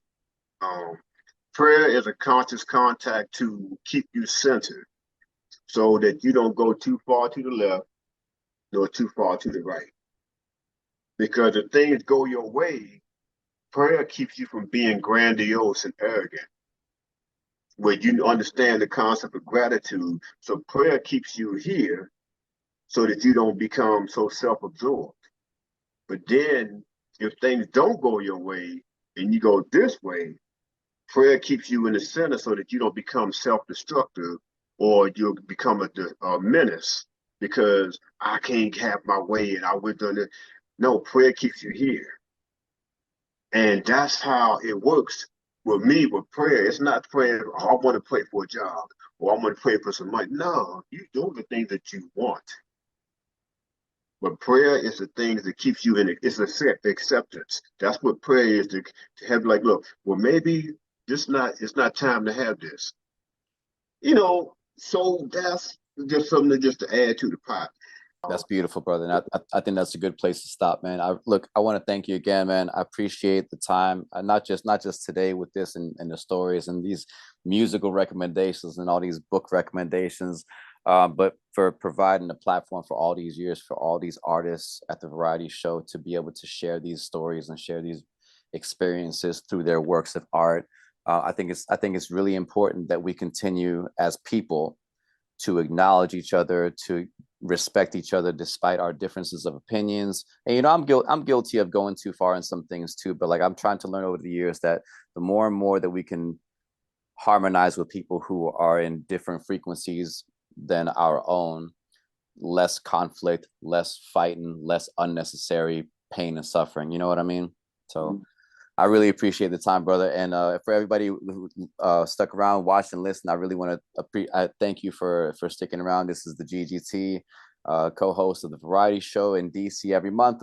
We got one coming up this month, right, on the 26th? Saturday. Okay, this Saturday. Yeah, this Saturday. Absolutely. Well, thanks everybody for listening, and catch you guys next episode. Thanks, Tim. Thank you, man.